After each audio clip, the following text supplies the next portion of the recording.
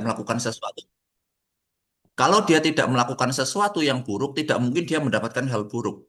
Kalau seseorang bisa mendapatkan sesuatu yang buruk tanpa dia melakukan hal yang buruk, maka saya juga bisa gitu dong. Masa saya baik-baik saja, saya bisa dilecehkan. Masa saya baik-baik saja, saya bisa mendapat hal yang buruk. Itu rasanya tidak mungkin. Nah, untuk mempertahankan itu secara psikologi, agar mereka merasa aman, maka mereka mencari sebab atas akibat yang diterima setiap orang. Oke, berarti asal saya menjaga aurat, misalnya asal saya menjaga kehormatan, saya tidak akan dilecehkan. Nah, berarti orang-orang itu, mereka itu yang apa namanya, yang dilecehkan, artinya mereka punya kesalahan, entah itu membuka aurat, entah itu menggoda dan lain sebagainya. Itu masuk di yang ketiga itu, penderitaan itu menjadi kelayakan, seakan-akan menjadi kelayakan bagi korban itu sendiri. Padahal menurut hemat penulis sebenarnya bahwa kalaupun ada seseorang yang mohon maaf telanjang, misalnya ada seorang wanita yang telanjang, itu juga tidak boleh dilecehkan. Mau itu dia telanjang dan lain sebagainya, kita tetap tidak boleh melecehkan. Maka tindakan ini adalah tindakan kriminal yang dibebankan sepenuhnya kepada pelaku itu sendiri, bukan kepada korban. Lanjut, Pak Saida. Nah, dari fenomena itu, bahwa artinya ada bias keadilan atau keadilan yang tidak objektif menurut saya, di mana bahwa orang-orang menganggap hal itu adalah hal yang adil. Fenomena victim blaming setelah dijelaskan secara psikologi sosial menurut Melvin Lerner ini, itu adalah sebuah keadilan karena teorinya namanya juga kepercayaan dunia yang adil. Nah, menurut saya ini adalah keadilan yang cukup bias sebenarnya. Kenapa? Karena misalnya kita lihat di dalam Quran sendiri ada banyak ayat-ayat tentang keadilan. Saya mengambil satu ayat. Kenapa 135 pertanyaannya? Karena ayat ini cukup kompleks untuk membahas prinsip-prinsip keadilan. Bagaimana di dalam ayat ini teman-teman mungkin bisa baca bahwa kita harus menjadi penegak keadilan, menjadi saksi bahwa walaupun itu terhadap diri kita sendiri, walaupun itu terhadap ibu, walaupun itu terhadap bapak dan juga kaum kita sendiri. Nah, atau kaum kerabat kita sendiri. Dan jika kita memutarbalikkan kata-kata atau fakta dan enggan menjadi saksi, maka ketahuilah Allah mengetahui terhadap segala apa yang kamu kerjakan. Di situ juga disampaikan bahwa janganlah kamu mengikuti hawa nafsu karena ingin menyimpang dari kebenaran. Nah, prinsip-prinsip ini sebenarnya sesuai dengan konteks victim blaming tadi yang mana orang mempercayai tentang dunia itu adil.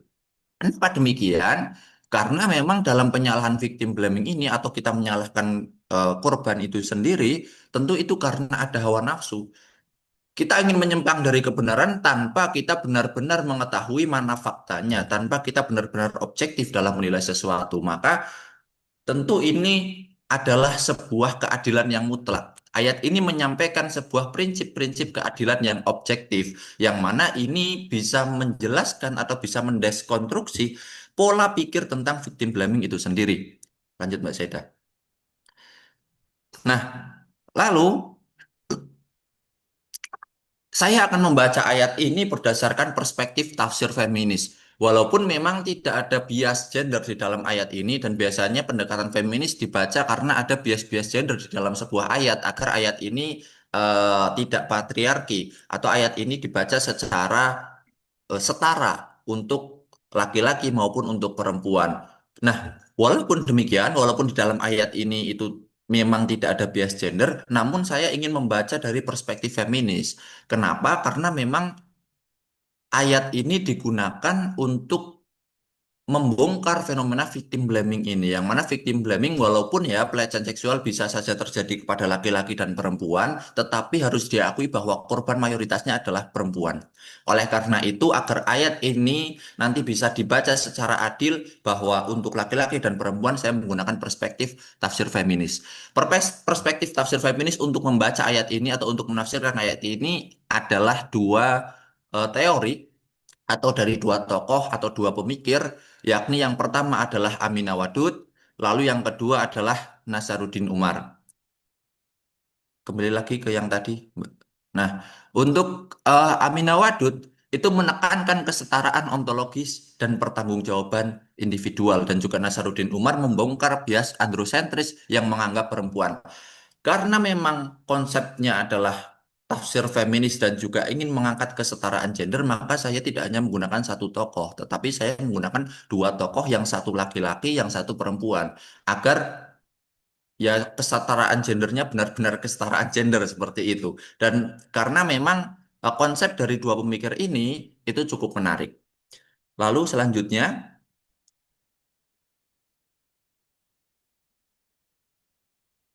nah, ketika saya membaca berbagai penelitian tentang Quran Surat An-Nisa atau tentang ayat-ayat keadilan yang ada di dalam Al-Quran, membaca tentang fenomena victim blaming, membaca tentang teori kepercayaan bahwa dunia itu adil, saya menemukan bahwa kurangnya kajian tafsir Al-Quran yang berfokus khusus kepada fenomena victim blaming itu sendiri.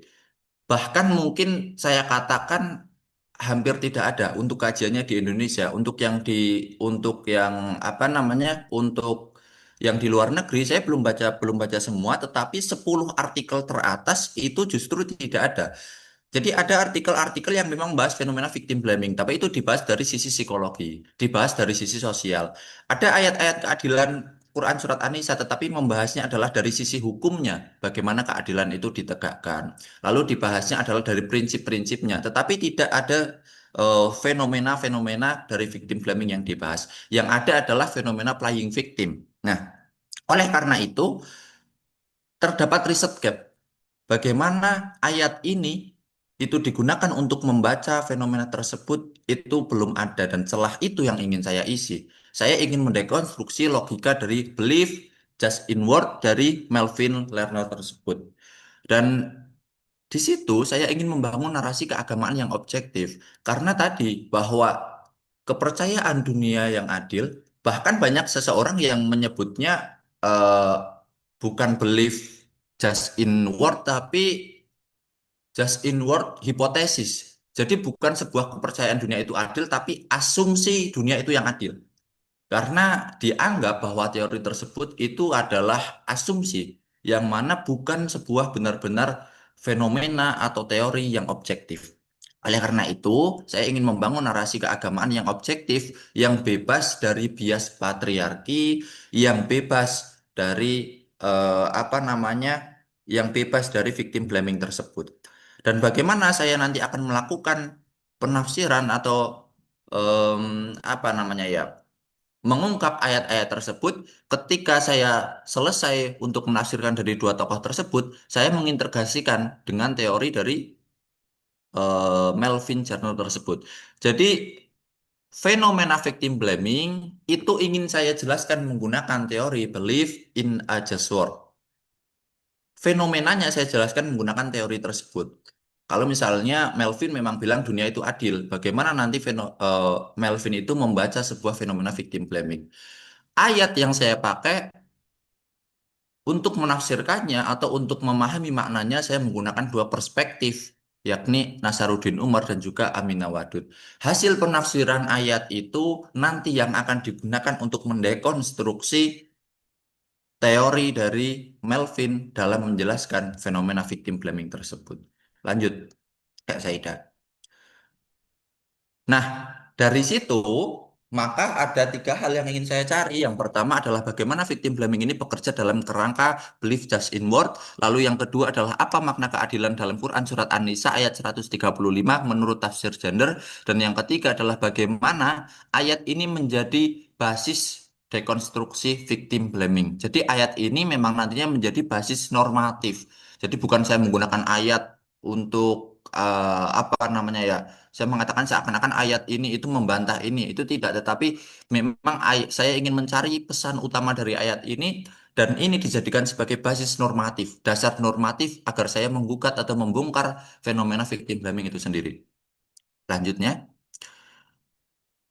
metode penelitian yang saya gunakan, yang pertama itu adalah jenis penelitian. Saya menggunakan metode kualitatif dengan pendekatan studi pustaka, di mana sumber primernya adalah Quran Surat An-Nisa ayat 135 itu sendiri, dan karya Aminah Wadud, yakni adalah perempuan, Quran dan perempuan ya, membaca Al-Quran dari perspektif perempuan. Lalu Nasaruddin Umar dengan karyanya argumen kesetaraan gender di dalam Al-Quran. dan juga buku dari Melvin Lerner tentang Belief in a Just Word pada tahun 1980.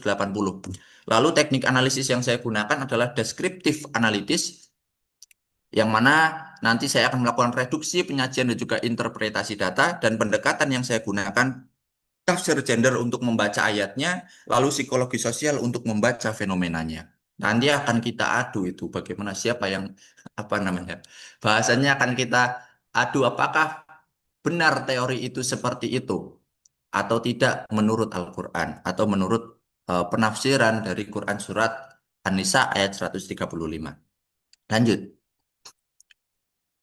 Poin utama ini dari berdasarkan temuan awal, karena saya juga belum melakukan analisis lebih dalam, tetapi poin awal atau temuan awal bahwa pertama saya ingin melakukan penolakan hawa nafsu, karena di dalam An-Nisa 135 ini melarang pengiputan prasangka dalam menilai kesaksian atau kejadian. Yang saya bilang tadi bahwa kita menyalahkan korban karena korban berpakaian terbuka itu adalah hawa nafsu. Kita tidak bisa menjustifikasi hal tersebut. Kenapa demikian? Banyak kok kasus-kasus yang mana korban itu berpakaian tertutup. Kita lihat misalnya, pada November 2025 ada seorang wanita yang sedang sholat di masjid. Dia menggunakan pakaian tertutup, menjaga kehormatan, menggunakan mukena di dalam masjid, tapi dia dilecehkan. Lalu kalau dibilang bahwa korban itu mendapatkan pelecehan karena perlakuan buruk dia sendiri, karena dunia itu adil, ya dia tidak melakukan sesuatu yang buruk apa-apa. Maka sebenarnya itu yang saya bilang bahwa teori ini bias, karena korban dalam hal ini banyak korban-korban yang memang pakaiannya tertutup, tidak melakukan hal-hal yang salah, tetapi dia tetap mendapat pelecehan. Masa mau dibilang ini tetap adil? Ya tidak bisa kita seperti itu. Lalu kenapa saya bilang seperti itu? Karena kita harus mencari keadilan yang proporsional. Tanggung jawab tindak kriminal berada sepenuhnya pada pelaku, bukan pada undangan gaya hidup korban. Jadi jangan sampai karena korban berpakaian terbuka itu menjadi argumen untuk kita menyalahkan korban. Ini melecehkan bukan salah pelaku, tetapi ya karena korban sendiri berpakaian terbuka. Tidak seperti itu. Mau korban berpakaian terbuka dan lain sebagainya, kalau misalnya itu dilarang secara hukum, maka ya dia tetap tidak boleh untuk dilecehkan. Lalu yang ketiga tentang perlindungan martabat, bagaimana kita memulihkan status korban sebagai subjek hukum yang berhak atas perlindungan, bukan sebagai objek penilaian moral. Dan yang kelima, yang keempat, mohon maaf, adalah objektivitas fakta, di mana Islam menuntut penilaian berdasarkan fakta kebenaran, bukan berdasarkan konstruksi kognitif teori keadilan dunia itu adil yang bagi saya itu agak manipulatif, tetapi ya kembali lagi itu adalah temuan awal. Ini bukan judgement dari saya sebagai penulis, tetapi itu adalah asumsi saya, asumsi awal saya yang nanti akan dibuktikan di dalam analisis. Lanjut. Nah, ada sistematika penulisan yang akan saya buat. Yang pertama, bab satu pendahuluan. Ya, pendahuluan berdasarkan proposal ini ya ada latar belakang, rumusan masalah, dan lain sebagainya. Intinya bab satu adalah sebuah bangunan atau sebuah argumentasi untuk membangun sebuah kerangka penelitian. Lalu bab dua nanti saya akan membahas teori. Dua teori yang akan saya bahas tentang belief in a just word dan juga tafsir feminis dari Aminah Wadud dan juga Nasaruddin Umar itu sendiri. Lalu yang ketiga, saya akan membahas bagaimana fenomena victim blaming itu menurut teori belief in a just word. Kenapa ini harus dibahas? Karena fenomena victim blaming itu sebenarnya tidak hanya pada kasus kekerasan seksual, tetapi fenomena victim blaming itu terjadi pada banyak hal. Misalnya ada orang yang menyalahkan, pantas kamu miskin karena kamu malas. Padahal kan belum tentu. Ada orang yang menyalahkan pantas kamu dijamret karena kamu menaruh dompet di situ gitu. Ada banyak fenomena victim blaming, tetapi dalam penelitian ini di batasan masalah saya membatasi bahwa victim blaming yang saya bahas adalah victim blaming dalam kasus kekerasan seksual. Lalu bab keempat adalah analisis Quran Surat An-Nisa ayat 135 menurut tafsir Aminah Wadud dan juga Nasaruddin Umar. Bab kelima adalah dekonstruksi dan juga analisis. Saya menaruh ini di bab sendiri karena saya ingin menganalisis secara dalam bagaimana sebenarnya ayat ini bisa melakukan dekonstruksi terhadap fenomena victim blaming itu sendiri. Dan bab 6 itu adalah penutup dan saran. Lanjut. Ya, mungkin itu yang bisa saya sampaikan. Saya mohon nasihat, mohon arahan dari Prof. Arif Zamhari tentunya dan teman-teman, dan karena memang tentu ini adalah draft awal dan ya kita hanya ingin ya ingin ingin A, ingin B, tetapi apakah ini sudah sesuai arah, apakah ini sudah benar dan lain sebagainya, tentu kita perlu arahan, perlu saran dari teman-teman dan jika memang ada pertanyaan nanti dari teman-teman bisa disampaikan. Tetapi sebelum itu kita dengarkan dulu presentasi selanjutnya dari presentator kedua yakni dari Mbak Azizah Damayanti Siregar. Mungkin bisa dibukakan PPT-nya.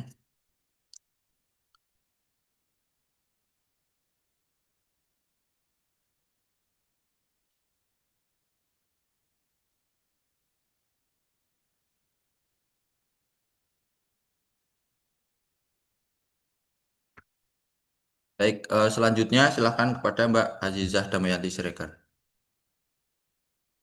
Baik, terima kasih pada Kak Zaki. Udah terdengar suaranya belum? Eh, ini Kak Terdengar, Zaida. terdengar. Oke, baik. Terima kasih. Baik, terima kasih sebelumnya kepada Kak Dika selaku moderator dan kepada Pak Profesor Arif Zahmari selaku pengampu dalam pertemuan pagi hari ini. Eh, di sini saya akan mempresentasikan hasil penelitian saya yang berjudul Konstruksi Relasi Kuasa Gender, Studi Kasus Instrumental Panti Asuhan An-Nur Darussalam, Tangerang. Boleh dilanjut Kak Saida slide-nya. Baik, latar belakang penelitian ini saya ambil dari berangkat adanya fakta bahwa kekerasan seksual terhadap anak ini masih tinggi di Indonesia. Melalui data Simfoni PPA yang saya dapat di tahun 2024, ditemukan ada 19.169 kasus kekerasan seksual terhadap anak-anak, di mana 6.271 kasus tersebut korbannya adalah anak laki-laki. Dan jika dilihat secara keseluruhan, jumlah kasus eh, korban laki-laki dewasa maupun anak-anak dalam kekerasan seksual terhadap laki-laki itu berjumlah 6.738 kasus. Dan jika dibandingkan, maka angkanya mencapai 93,1% kekerasan seksual laki-laki itu korbannya adalah anak laki-laki, anak-anak. Dan ironisnya, justru dalam konstruksi gender yang bersifat patriarkal ini, eh, korban anak laki-laki itu sering luput dari perhatian publik. Bisa lanjut, Kak Saida?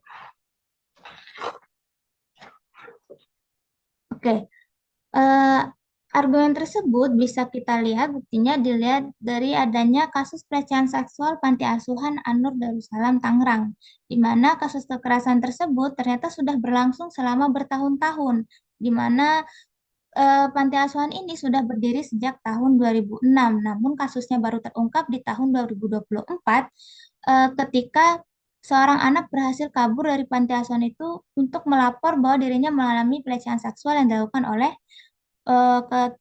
ketua panti asuhan itu sendiri. Dan di sini eh, informasi yang saya dapatkan dari seorang jurnalis yang memang berkesempatan untuk melakukan wawancara langsung dengan para korbannya, ditemukan fakta bahwa ternyata sang pelaku, ketua panti asuhan ini sering menggunakan legitimasi agama sebagai justifikasi perbuatannya, di mana biasanya pelaku ini kerap kali menggunakan eh, kalimat seperti tidak apa-apa melakukan hal ini, melakukan pelecehan antara laki-laki dengan laki-laki karena yang haram melakukan zina itu adalah apabila dilakukannya dengan perempuan. Kondisi korban yang memang tidak memiliki kuasa apapun ketika dalam panti asuhan ini, institusi ini menjadikan korban menjadikan korban tidak memiliki kuasa dan gampang dieksploitasi oleh pelaku.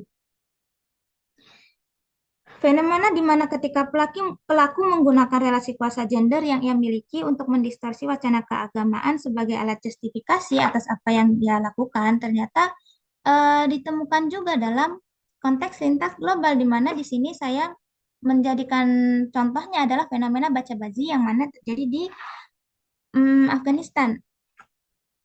Dalam konteks baca baji ini, pria dewasa yang memang memiliki relasi kuasa itu akan mengeksploitasi seksual anak laki-laki. Biasanya mereka menargetkannya adalah anak laki-laki yang memang dari keluarga miskin ataupun tidak memiliki perlindungan. Jadi eh, ketidakkuasanya anak-anak ini jadikan eksploitasi oleh oleh mereka yang memiliki kuasa dengan eh, pola distorsi wacana yang lumayan mirip dan yang di konteks baca basi ini, mereka mendistorsinya seperti ini. Mereka menganggap apa yang mereka lakukan itu tidak bertentangan dengan nilai-nilai keislaman karena mereka menilai melakukannya dengan anak laki-laki itu lebih lebih apa namanya lebih bermoral dibandingkan dengan melakukannya dengan perempuan seperti itu. Tapi perlu ditekankan di sini posisi baca bazi itu sebagai pendukung atau bukti tambahan lintas global atas adanya kemiripan pola dalam kasus kekerasan seksual berbasis relasi kuasa gender terhadap anak laki-laki saja, bukan sebagai fokus utama dalam penelitian ini. Oke, Kak Saida boleh lanjut slide-nya.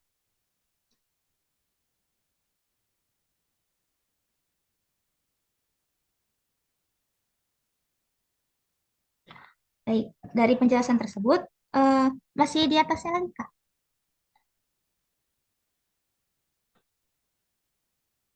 Ya, yang di sini. Slide slide keempat, Kak. Kak Saida, maaf.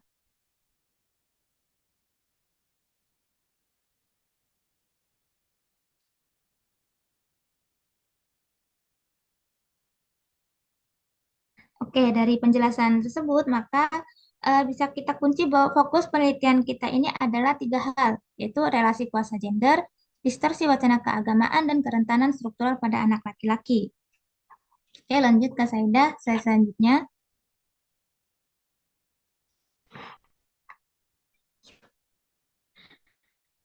Sebelum kita masuk ke dalam rumusan masalah, di sini ada tiga permasalahan. Yang pertama adalah masalah relasi kuasa, di mana konstruksi gender patriarkal dalam wacana keagamaan ini dinilai memusatkan batas moral seksual pada tubuh perempuan, sehingga menciptakan zona kerentanan struktural bagi pihak di luar batas itu sendiri, di mana dalam hal ini kita ambil contohnya adalah anak laki-laki. Yang kedua ada permasalahan wacana. Perlu ditekankan kalau zona kerentanan ini bukan berarti ada kekosongan dalam teks Islam itu sendiri, tapi muncul karena adanya hasil pembacaan yang terdistorsi dan distorsi itu kemudian dieksploitasi sebagai alih justifikasi oleh sang pelaku. Dan yang ketiga, masalah struktural korban, di mana dalam hal ini anak laki-laki dalam panti asuhan itu benar-benar berada dalam posisi persilangan yang bertumpuk, kerentanan yang bertumpuk, di mana biasanya mereka berasal dari keluarga yang miskin, kemudian mereka juga tidak memiliki perlindungan yang utuh, biasanya mereka itu yatim atau piatu atau bahkan yatim piatu. Selanjutnya juga mereka berada dalam usia yang belum cukup umur atau minor, di mana anak-anak itu mereka belum dinilai sanggup untuk menentukan apa akan hidup mereka selanjutnya, keputusan dalam hidup mereka. Makanya mereka ini berada dalam ketergantungan total pada institusi yang menaungi mereka, di mana hal ini justru dieksploitasi oleh pelaku untuk melakukan pelecehan seksual tersebut. Oke, boleh dilanjut Kak Saida di slide selanjutnya. Oke, eh, agar penelitian ini dinilai tidak terlalu melebar, maka kita butuh memberikan batas-batas permasalahan. Di mana di sini batas yang pertama adalah penelitian ini berfokus pada mekanisme struktural relasi kuasa dan konstruksi gender dalam, oke ini saya salah ketik ya teman-temannya, dalam komunitas beragama harusnya saya tulisnya. Terus batas yang kedua adalah penelitian ini tidak membahas karakteristik psikologis maupun orientasi seksual pelaku sebagai variabel. Dari riset sementara yang sudah dilakukan, diketahui bahwa pelaku pelecehan panti asuhan ini memang memiliki orientasi seksual homoseksual, tapi bukan berarti dengan dia memiliki orientasi tersebut, dia boleh melakukan pelecehan seksual terhadap anak-anak.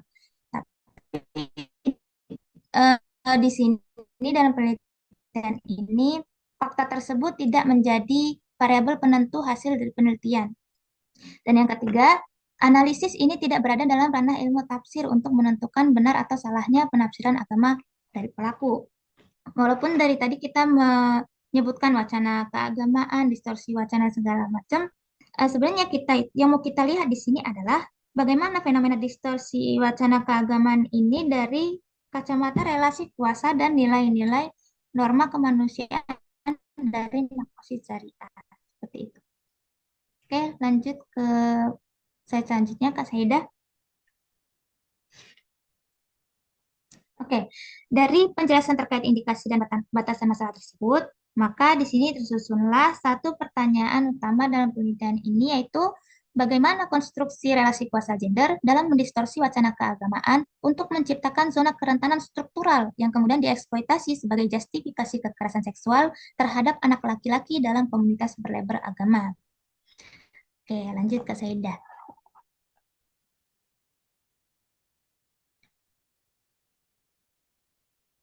Oke, dari pertanyaan utama tersebut bisa kita jawab dengan pertanyaan-pertanyaan turunan. Di sini ada tiga pertanyaan, di mana yang pertama, bagaimana relasi kuasa keagamaan ini bekerja sebagai mekanisme justifikasi dan pembungkaman dalam kasus kekerasan seksual,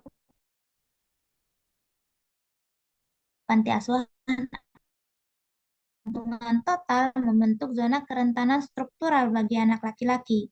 Dan yang ketiga, bagaimana nilai-nilai makosis syariah dapat melampaui lapisan distorsi wacana yang muncul dan membangun framework perlindungan yang komprehensif. Oke, bisa lanjut Kak Saidah.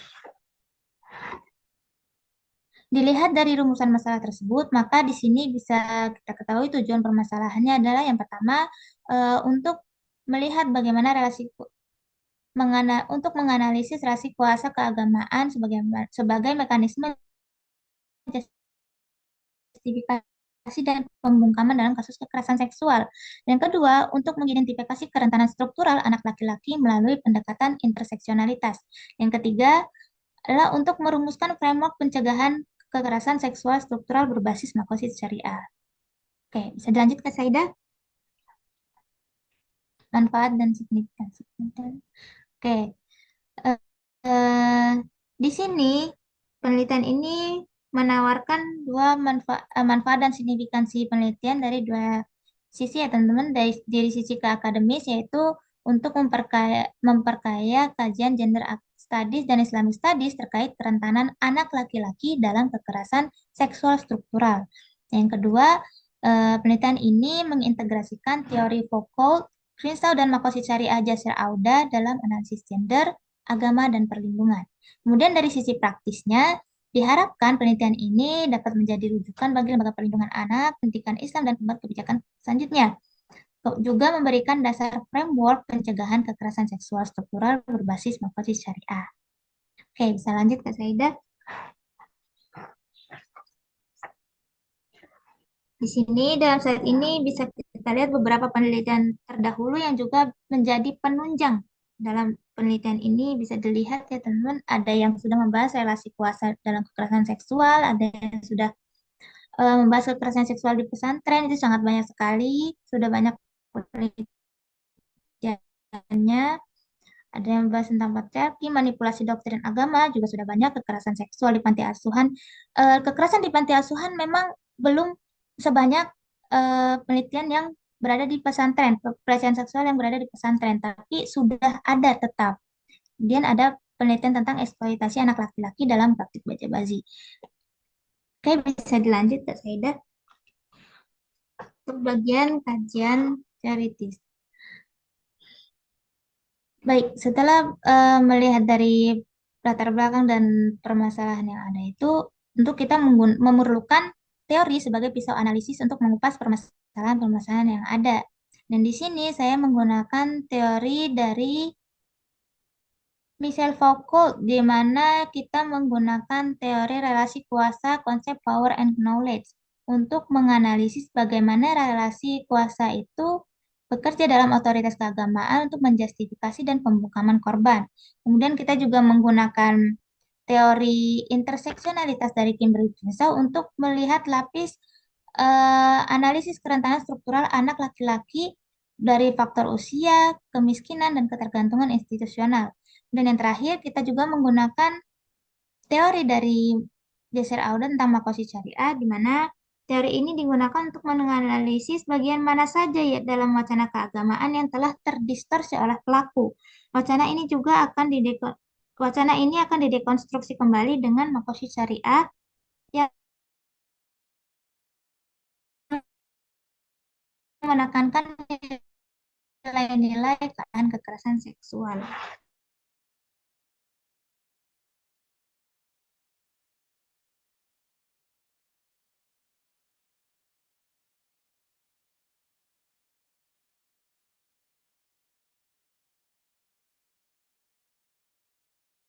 Halo, suaranya mana? Hilang ya suaranya? Ya, Prof, suaranya hilang. Anu, sinyal nggaknya Aziza ya? Iya bro, kayak mental bentar.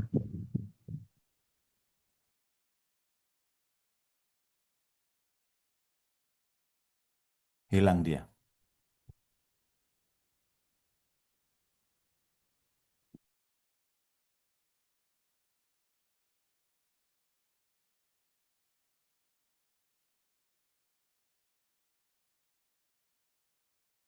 Ada yang bisa ngontak nggak? Sedang saya kontak, Prof. Mm-mm.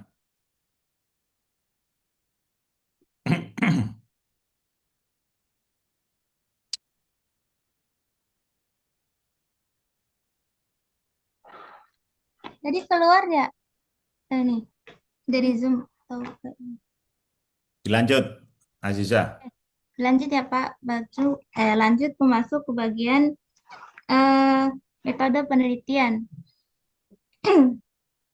Metode penelitian ini perlu dirumuskan untuk memetakan bagaimana proses penelitian ini akan berlangsung. Dari sini lokasi penelitiannya saya fokuskan pada Panti Asuhan An-Nur Darussalam, Tangerang, Banten. Jenis pendekatannya dan jenis penelitian dan pendekatan yang saya pakai adalah penelitian kualitatif dengan pendekatan studi kasus instrumental Roberts, di mana dalam eh, jenis penelitian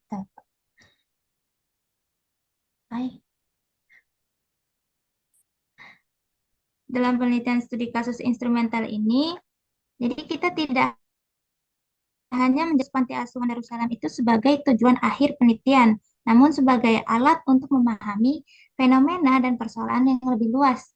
Di sini kita mau memahami bagaimana relasi kuasa gender itu bekerja, distorsi wacana keagamaannya, dan zona kerentanan bagi korban laki-laki ini. Kemudian untuk sumber data dan teknik pengumpulan data, sumber-sumbernya yang bisa saya tawarkan di sini adalah dokumen resmi kepolisian, putusan pengadilan. Walaupun sebenarnya saya masih mengalami kesulitan untuk mendapatkan sumber-sumber ini. Jadi saya masih memang berpegang pada sumber pustaka yang sudah saya dapatkan. Kemudian saya juga berencana untuk melakukan wawancara dan ini sudah sampai di tahap saya meminta eh, pada jurnalis yang tadi sudah saya mention di awal, dia sudah melakukan wawancara langsung dengan sang korban itu untuk meminta akses yang bisa sampai kepada korban tersebut. Kemudian yang terakhir adalah teknik analisis data, di mana tahap pertama saya akan menganalisis wacana dengan diskurs analisis berbasis kerangka Foucauldian untuk mengidentifikasi mekanisme kuasa yang bekerja dalam produksi dan reproduksi justifikasi keagamaan. Dan tahap kedua, analisis interseksional struktural Crenshaw untuk memetakan persilangan kerentanan struktural pada korban. Dan tahap yang ketiga adalah analisis normatif berbasis makosid syariah Yasser Auda untuk mengevaluasi distorsi nilai-nilai Islam yang terjadi.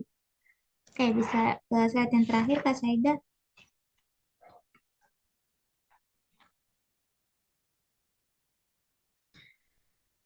Baik, dan terakhir di sini penulis menawarkan sistematika penulisan mana ini masih bersifat sementara, masih awal penelitian, jadi akan sangat mungkin untuk berubah-ubah kembali. Di bab satu di sini dirumuskan adanya pendahuluan, rumusan masalah, dan lain-lain. Di bab kedua kita fokus pada landasan teori mana ada relasi kuasa pokok, interseksionalitas, Crenshaw dan makosis syariah dari Jasir Auda itu sendiri.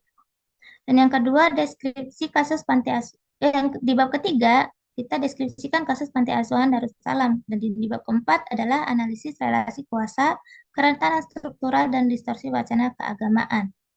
Mungkin di bab kelima kita masuk. Oke, ini bersifat masih sementara, jadi sangat membutuhkan adanya masukan dari Profesor Arif Zahari dan teman-teman sekalian untuk penelitian ini ke depannya. Baik, terima kasih. Mungkin sekian yang bisa saya sampaikan. Saya kembalikan pada moderator. Baik, terima kasih Mbak Azizah. Untuk selanjutnya langsung diskusi terlebih dahulu atau bagaimana, Prof. Arif? Ya, jadi gini untuk yang pertama kita fokus di proposal pertama yang ditulis Arif ya dengan judul apa tadi victim blaming tadi ya. Ya, Prof. Dekonstruksi fenomena victim blaming perspektif Quran Surat An-Nisa 135. Ya, ini bidang Anda apa, Arif? Tafsir, Prof. Oh, tafsir. Oke, baik. Tolong yang di kelas ini yang jurusan tafsir bisa memberikan komentar terlebih dahulu Hmm. karena dianggap yang paling relate, yang paling paham lah. Siapa yang di sini yang backgroundnya tafsir sebelum nanti yang lain coba. Balkis, Prof. Ummu Bapak. Latifah. Ummu Latifah Balkis. Oke, silakan Mbak Umu yang Silakan. sarjana tafsir. Silakan. Ya, baik, Prof. Terima kasih. Mm-mm. Sebelumnya, terima kasih Mas Dika atas penjelasan apa tentang proposalnya. Jadi di sini, hmm, jadi kalau saya gambarkan tentang proposalnya Mas Dika, rencana penelitiannya itu jadi nanti eh, fenomena victim blaming itu tadi itu dijelaskan dengan teori apa tadi belief in just word, kemudian apa disandingkan dengan tafsir surah An-Nisa 135 itu tadi ya, dengan Iya, Balkis. apa penafsirannya dua tokoh itu tadi. Jadi apa dalam penafsirannya, karena kan bidangnya ini tafsir, maksudnya penafsirannya itu apakah kalau di ayatnya itu kan bukan tentang apa? Bukan tentang permasalahan Teks. feminis atau gimana gitu ya. Maksudnya tentang keadilan secara umum gitu ya.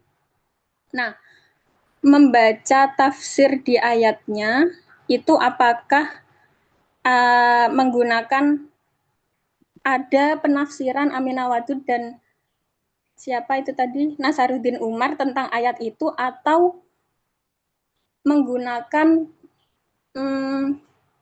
kerangka berpikirnya dua tokoh itu untuk menafsirkan ayat itu.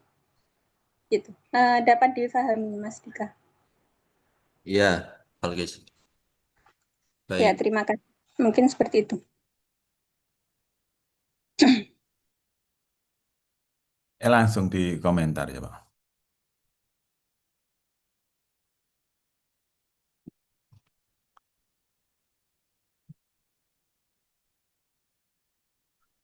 Gimana? Bisa di komentar? Suaranya tidak ada. Bisa direspon?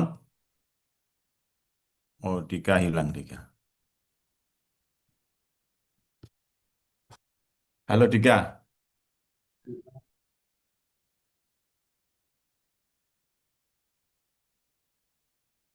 Halo.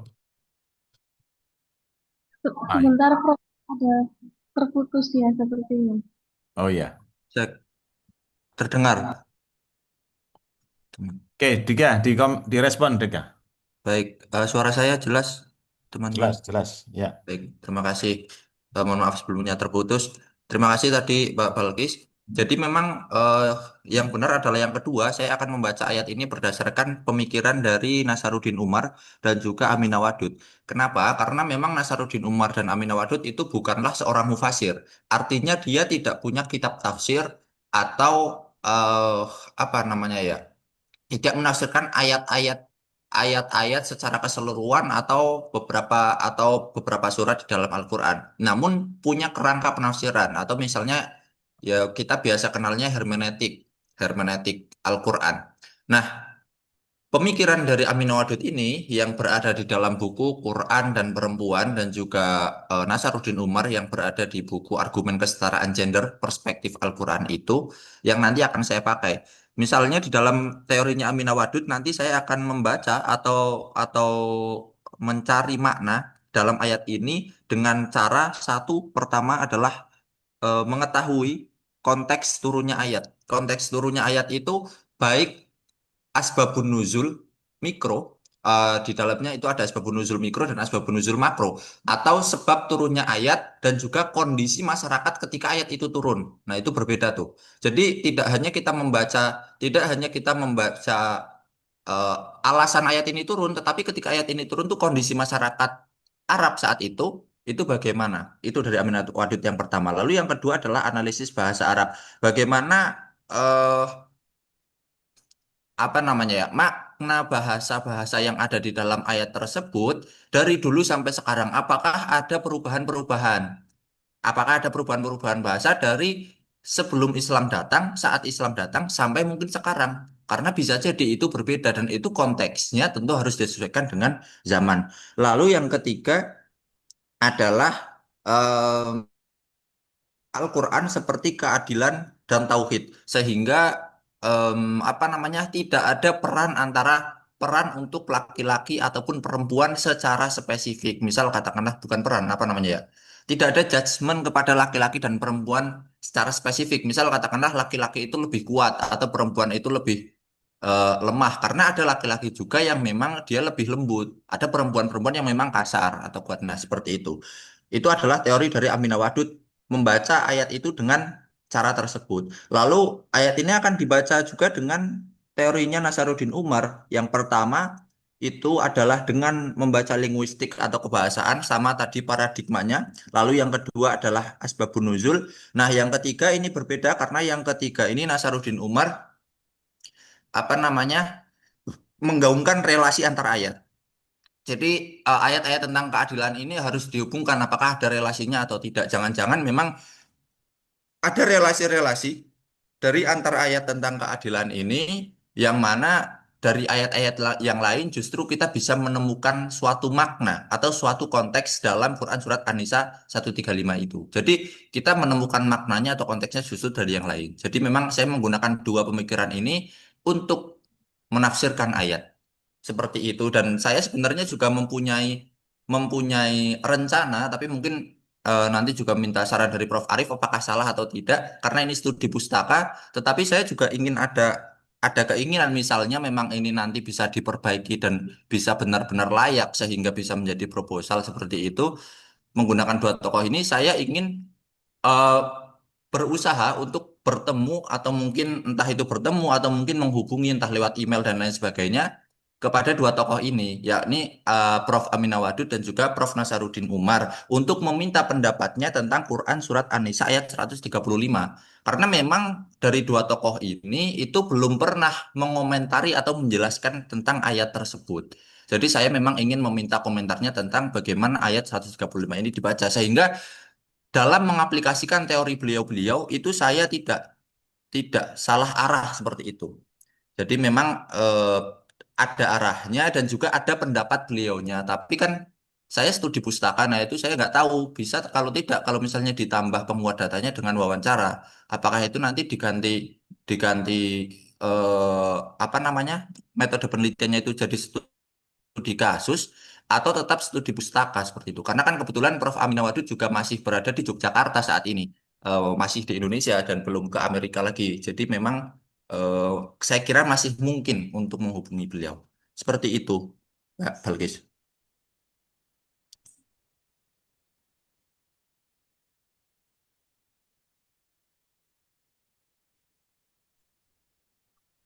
Nah, baik, terima kasih Mas Dika penjelasannya. Baik, mungkin ada saran dari Mbak Balkis sebagai anak tafsir dan juga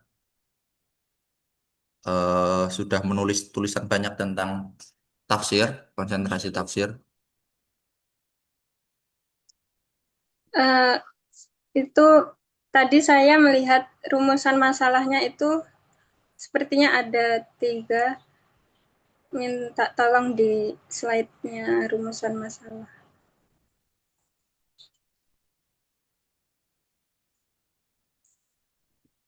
Nah, eh, untuk yang rumusan masalah yang pertama itu, apa nggak sebaiknya itu dijadikan sebagai apa ya, kayak landasan awal, nggak dimasukkan ke pembahasannya gitu, atau bagaimana?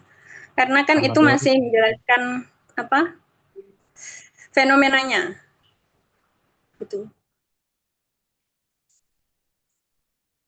Saya juga cuma bertanya, Baik, apakah nggak sebaiknya dimasukkan kayak di kerangka teorinya gitu atau bagaimana? baik. Itu hal yang bagus saya kira nanti mungkin akan saya pertimbangkan lagi karena memang awalnya saya ingin memasukkan itu di dalam bab 2 karena itu masih menjelaskan fenomena victim blaming. Tetapi kembali lagi bahwa ternyata fenomena victim blaming atau dari buku babonnya Melvin Lerner ini tentang belief in a just word itu victim blamingnya bukan victim blaming dalam kekerasan seksual. Jadi victim blaming kan adalah penyalahan kepada korban atas musibah yang ia terima. Nah itu tuh secara general. Bahkan di dalam bukunya itu berasal dari kasus rasisme yang mana ia menganggap orang-orang Amerika yang berkulit hitam atau yang berkulit putih itu. Saya agak lupa. Tetapi ia berhak atau pantas mendapatkan rasis karena dengan kulitnya berbeda itu dia mendiskriminasi dia apa ya membuat membuat dikotomi atau membuat polarisasi di antara masyarakat. Jadi misal katakanlah orang Amerika misalnya kulitnya dulunya putih, misalnya kulitnya putih semua. Karena ada orang-orang yang berkulit hitam ini dan mereka itu berkumpul sendiri tidak berbaur dengan yang kulit putih, makanya mereka mendapat rasis gitu loh. Maka itu berhak. Nah, justru sebenarnya victim blaming ini makanya saya masukkan di bab di rumusan masalah atau saya bahas di bab 3 karena di bab 2 itu saya ingin membahas secara penuh konsep teorinya. Teori belief in a just word ini ada fenomena victim blaming. Victim blaming secara umum belum masuk kepada kekerasan seksual. Jadi hanya teorinya gimana, sejarahnya gimana, bagaimana teori ini itu diberlakukan prinsipnya dan lain sebagainya. Tetapi di bab 3 yang saya lakukan adalah membaca fenomena victim blaming di dalam kekerasan seksual memakai teori ini. Jadi agak berbeda sebenarnya, cuman ya mungkin nanti kalau memang bisa masuk di bab 2 ya bisa saya masukkan atau saya juga masih bingung sebenarnya mungkin nanti juga Prof. Arif Zamhari bisa memberikan saran. Tetapi saya rasa kalau masuk di bab 2 penjelasannya nanti tidak detail karena di bab 2 itu menjelaskan secara umum, sedangkan di bab 3 itu menjelaskan secara khusus victim blaming pada kekerasan seksual itu sendiri. Jadi benar-benar dibaca fenomena yang ada di Indonesia. Datanya, terus pola-pola pelecehannya, pola-pola victim blamingnya itu bagaimana. Dan kenapa itu disebut sebagai sebuah keadilan menurut Melvin Lerner.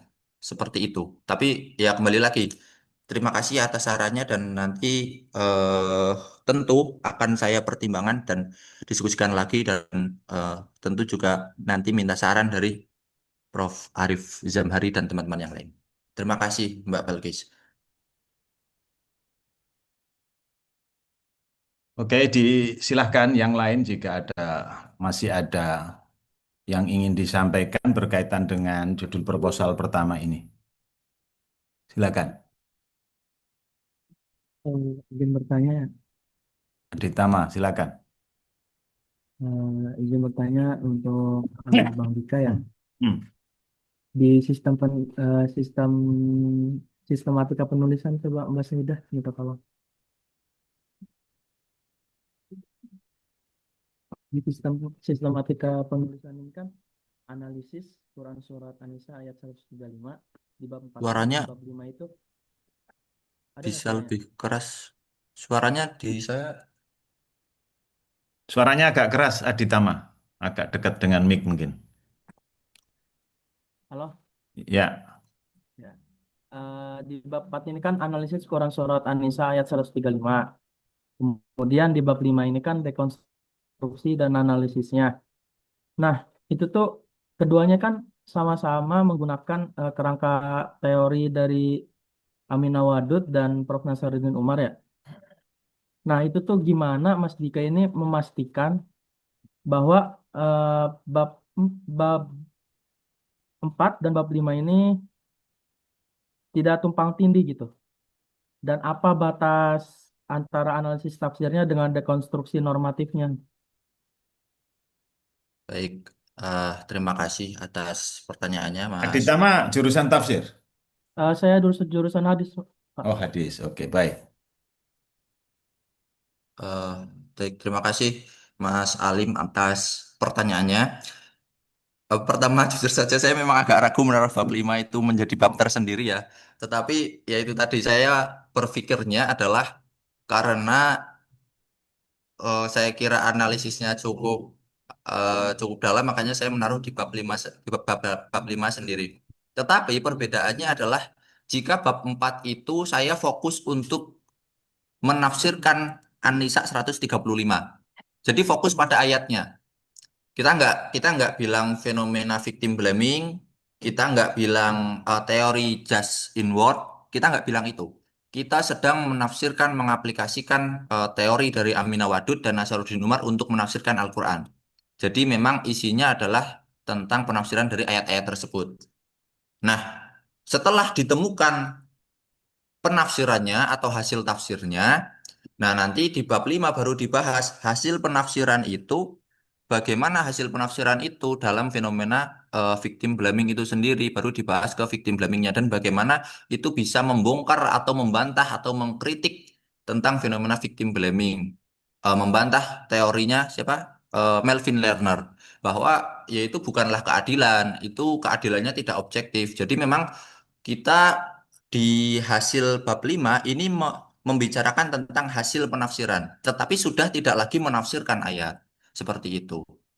Nah, saya kira kok karena memang bab 3 itu ngomongin ngomongin tentang victim blaming dalam kekerasan seksual, lalu bab 4-nya ngomongin tentang ayatnya. Nah, nomor 5 inilah intinya. Intinya bagaimana saya ingin membahas hasil dari penafsirannya untuk melakukan dekonstruksi terhadap fenomena victim blaming menurut si Lerner ini. Mungkin seperti itu, Mas Alim. Yang yang saya rencanakan. Oke, Tentu. baik Mas Dika. Terima kasih atas penjelasannya ya. Terima kasih juga Mas Alim. Oke, masih ada komen untuk yang pertama? Izin Prof, saya mau. Yes, silakan. Ya, terima kasih atas kesempatannya.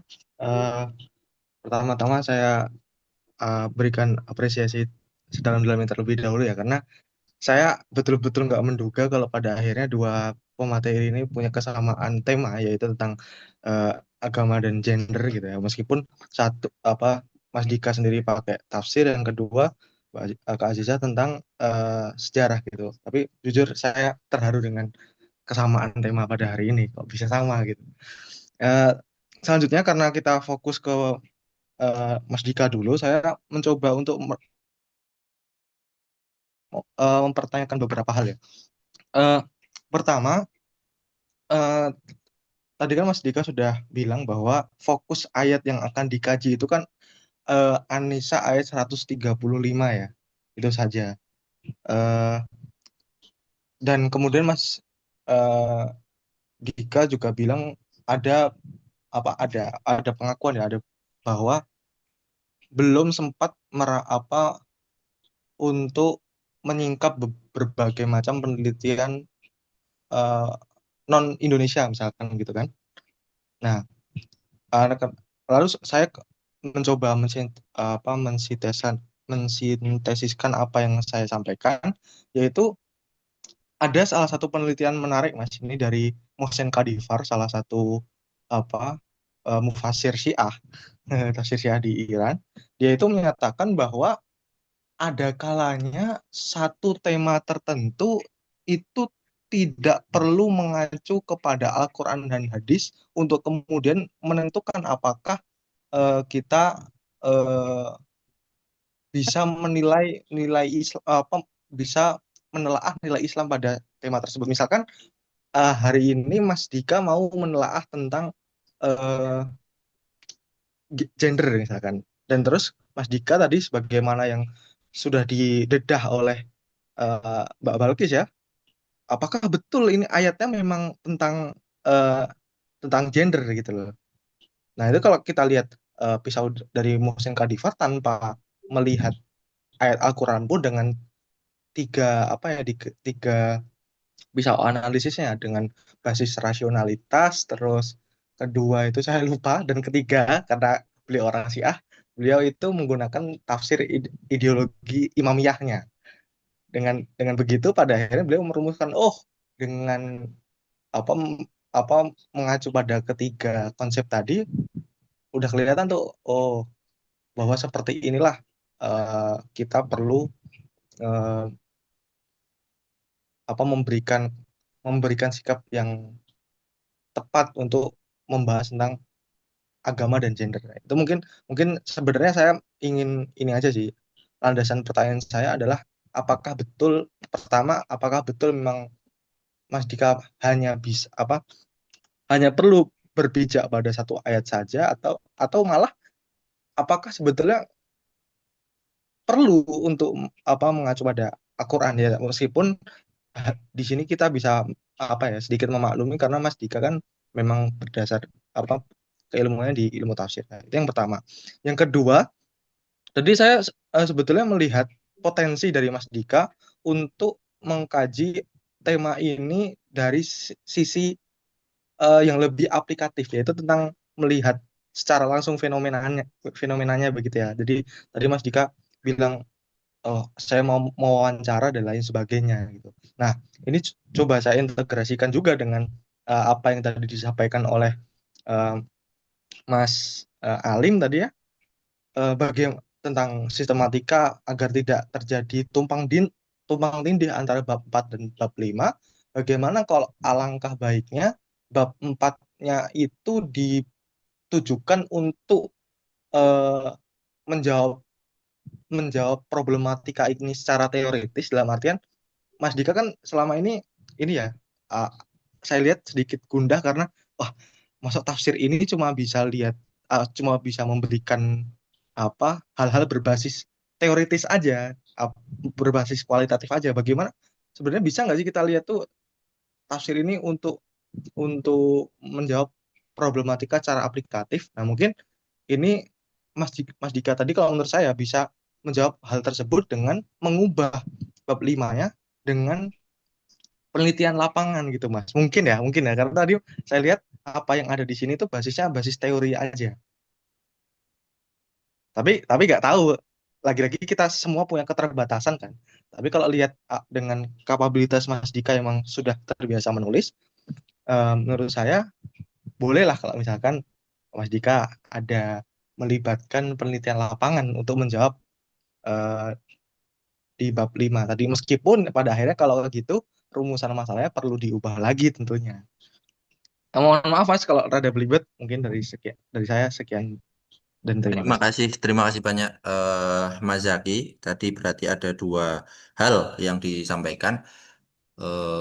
Tadi dari pendapatnya si A tentang apa namanya intinya bahwa apakah cukup membaca suatu fenomena dengan satu ayat ataukah perlu ini perspektif Al-Quran lah dengan ayat lain seperti itu. Memang biasanya ketika kita memang mengacu kepada satu tema itu kita menggunakan salah satu metode penafsiran namanya adalah tafsir maudhu'i atau tafsir tematik. Yang mana tafsir maudhu'i ini adalah salah satu metode penafsiran dari 4 metode penafsiran di dalam Al-Quran.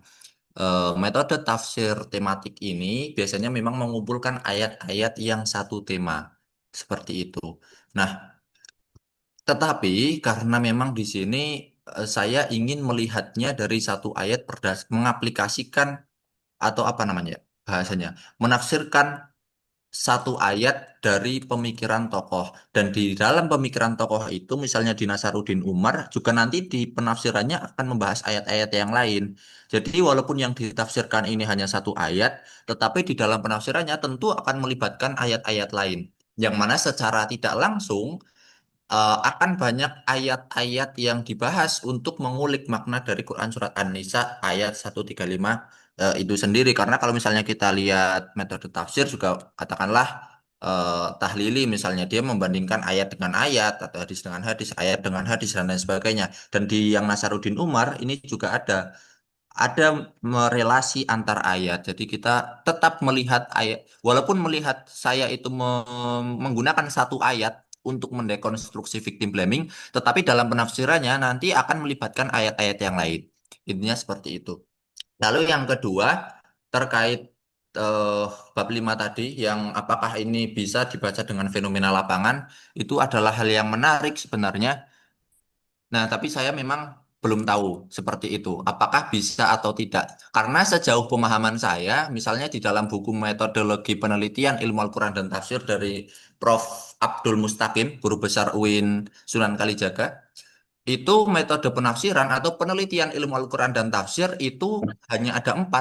Yang pertama itu adalah studi kitab. Studi kitab itu berarti kita menjelaskan suatu ayat Al-Quran berdasarkan ayat tertentu. Lalu yang kedua adalah studi komparatif. Itu kita membandingkan ayat Al-Quran, mohon maaf, menjelaskan ayat Al-Quran dengan membandingkan kitab, 2 kitab atau lebih dari 2 kitab. Intinya kita membandingkan kitab tafsir tertentu. Yang ketiga adalah studi pemikiran tokoh. Studi pemikiran tokoh, ya ini yang saya gunakan. Kita menafsirkan ayat dengan menggunakan pemikiran-pemikiran tokoh. Misalnya yang masuk berarti hermeneutika. Nah, kita pakai teori hermeneutikanya siapa untuk menafsirkan suatu ayat. Nah, terus yang keempat, duh saya lupa yang keempat apa. Tapi ada 4 penelitian metode ilmu Al-Quran dan tafsir. Dan itu, oh, yang keempat adalah Living Quran. Nah, Living Quran inilah yang itu adalah penelitian lapangan. Jadi memang kalau penelitian lapangan di dalam ilmu Al-Quran dan tafsir, sependek pengetahuan saya ini mah, mungkin nanti Mbak Balkis juga bisa mengoreksi kalau saya salah. Sependek pengetahuan saya itu ya Living Quran biasanya.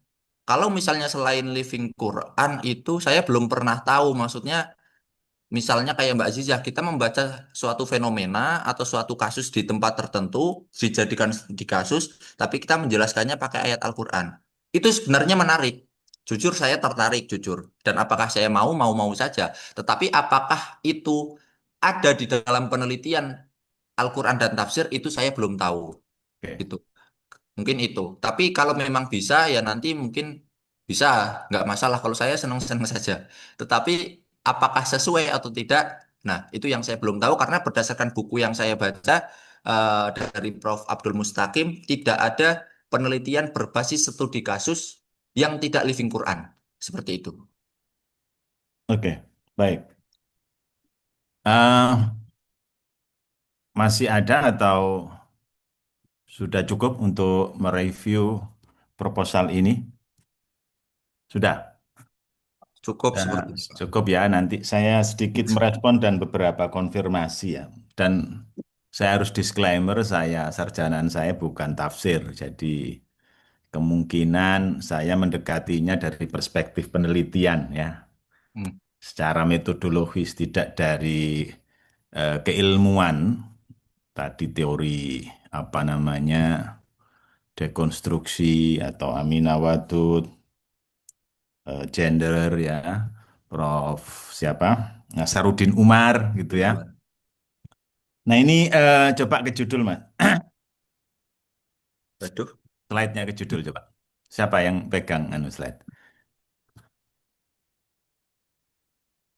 Nah, ini tadi saya sempat mendengar Dika menyebut bahwa victim blaming ini tidak secara spesifik terkait dengan victim of sexual harassment or sexual rape atau apa begitu ya.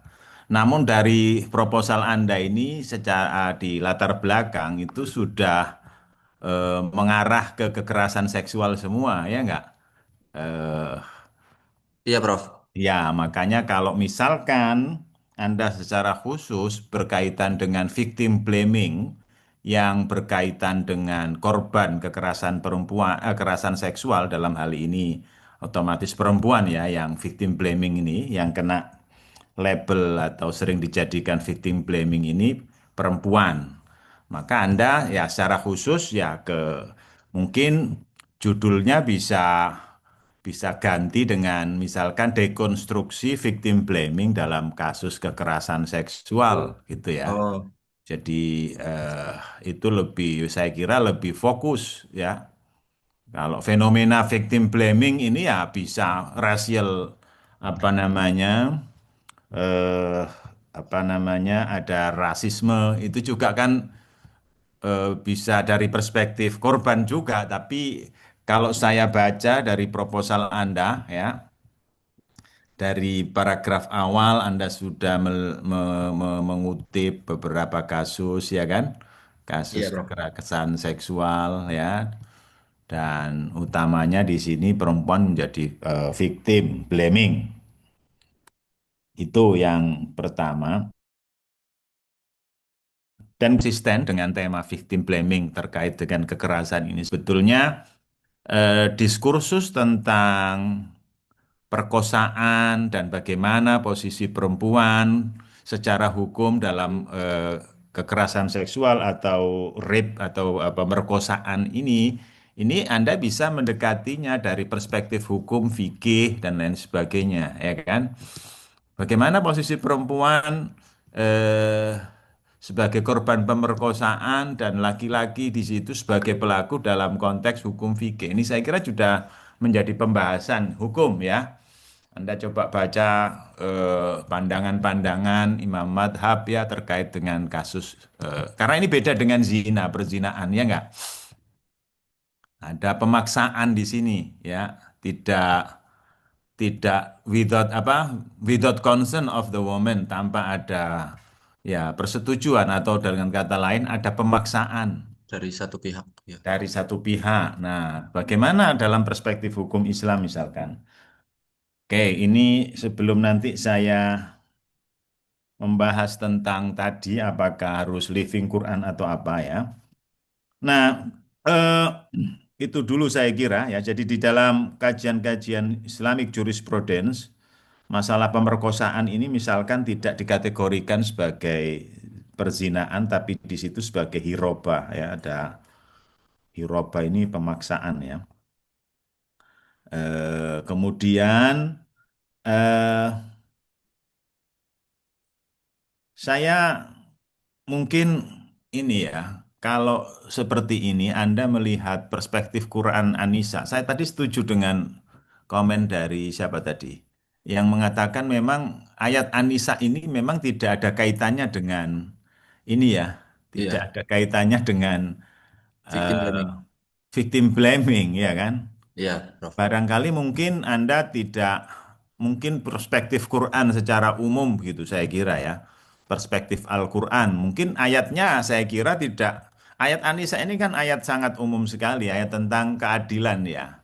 Ya ayyuhalladzina amanu apa kunu qawwamina bil qisti syuhada alillah walau ala anfusikum awil walidaini wal aqrabin iyakun goniyan au fakiron fallahu aula bima fala tattabi'ul hawa an ta'dilu ya kan.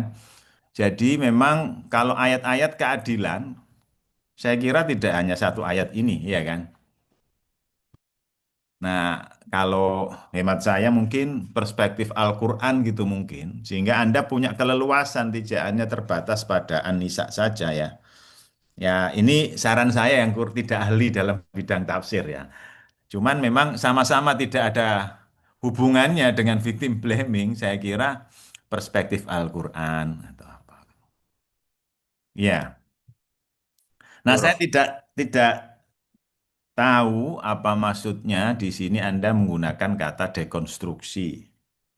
Ini nanti Anda bisa jawab. Dekonstruksi itu kan apa? Merombak atau gimana maksudnya Anda ini dengan dekonstruksi?